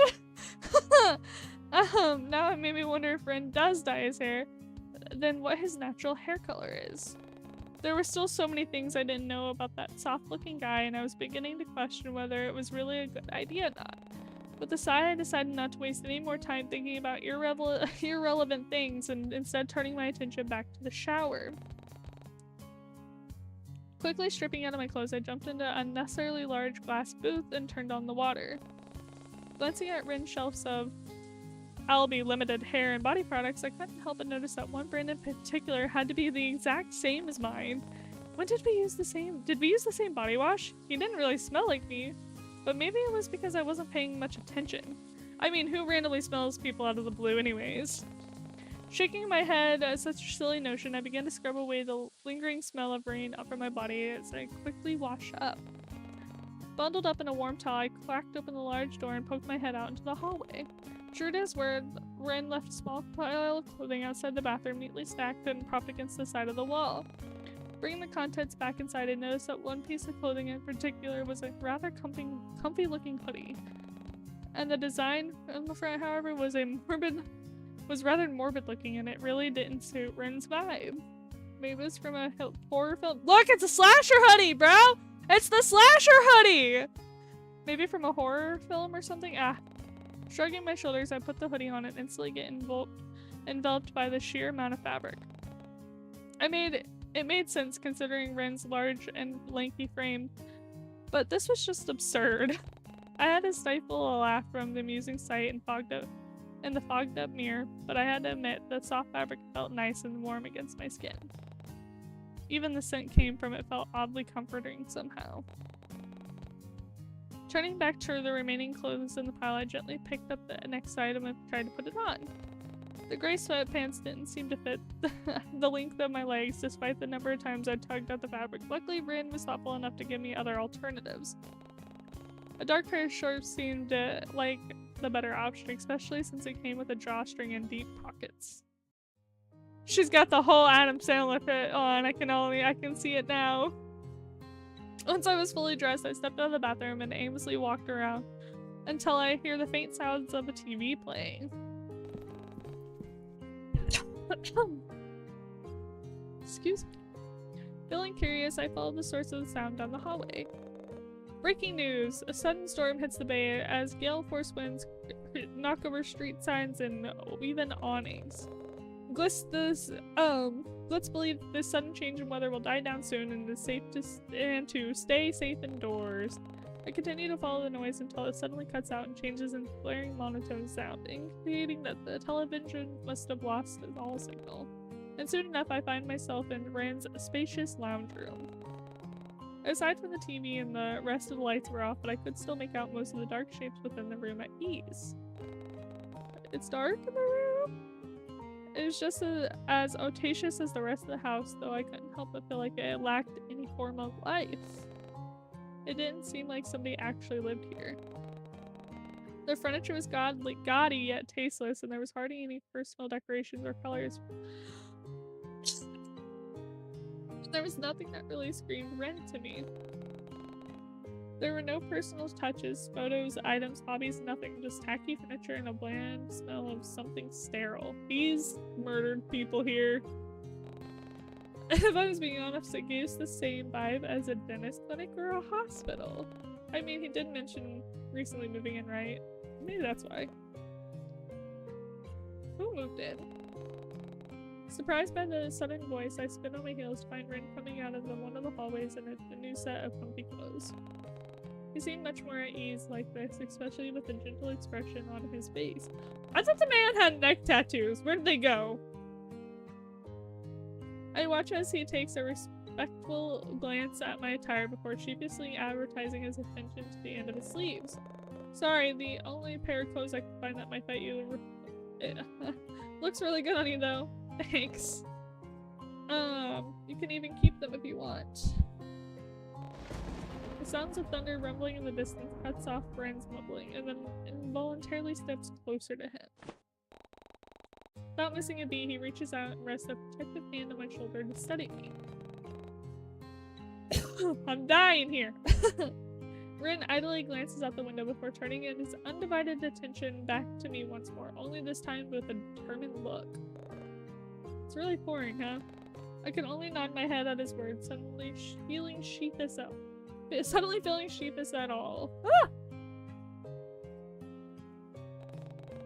I really should have checked this weather forecast before I went out today, but to be fair, it didn't look as if it would start spontaneously raining when I left my apartment this morning. And I guess I was enjoying my time with Ren to the point where I didn't even realize the weather was turning sour. Angel? Sorry, what did you say? I just asked if you wanted to stay the night here, you know, seeing how hard it's raining out there and your clothes aren't finished yet. It'd be no trouble and I could return the favor considering how you let me stay at your apartment yesterday. Seeing it has place for the night, well, this certainly wasn't how I expected to end my day, but would it really be that bad? It definitely beats waiting outside the storm and walking with a home with a bunch of puddles everywhere. Oh, scary? Spend the night or spend the night?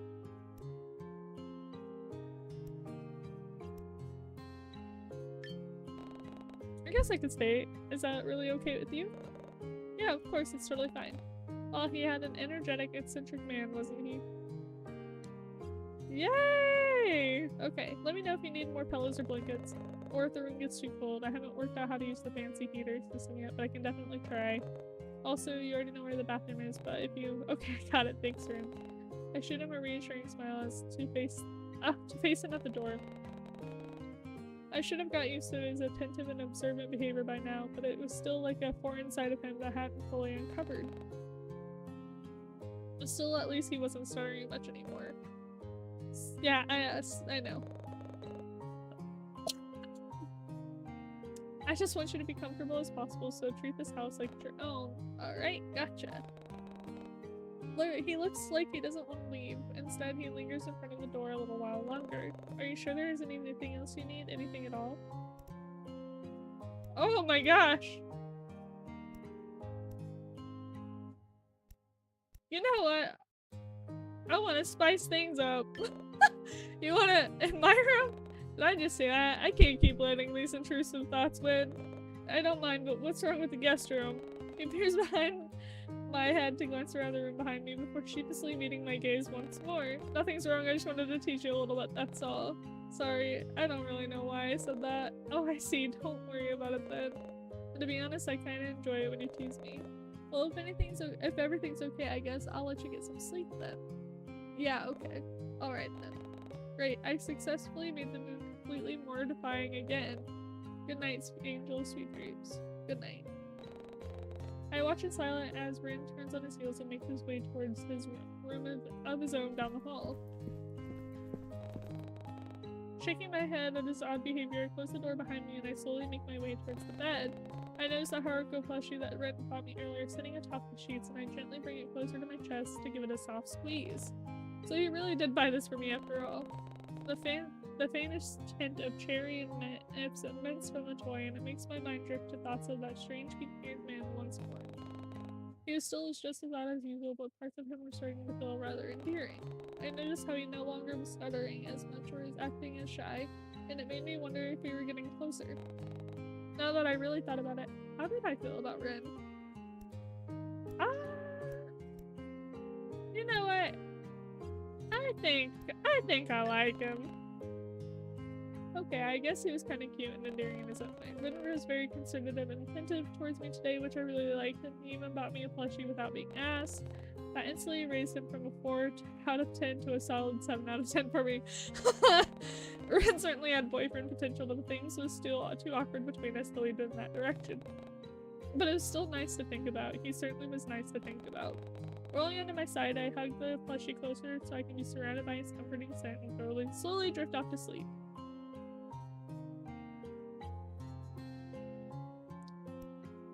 I think I'm gonna quit here. I think I'm gonna call it.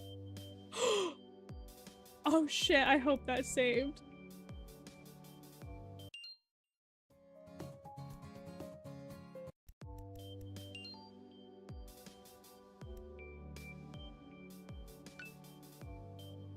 Oh no! I didn't save it!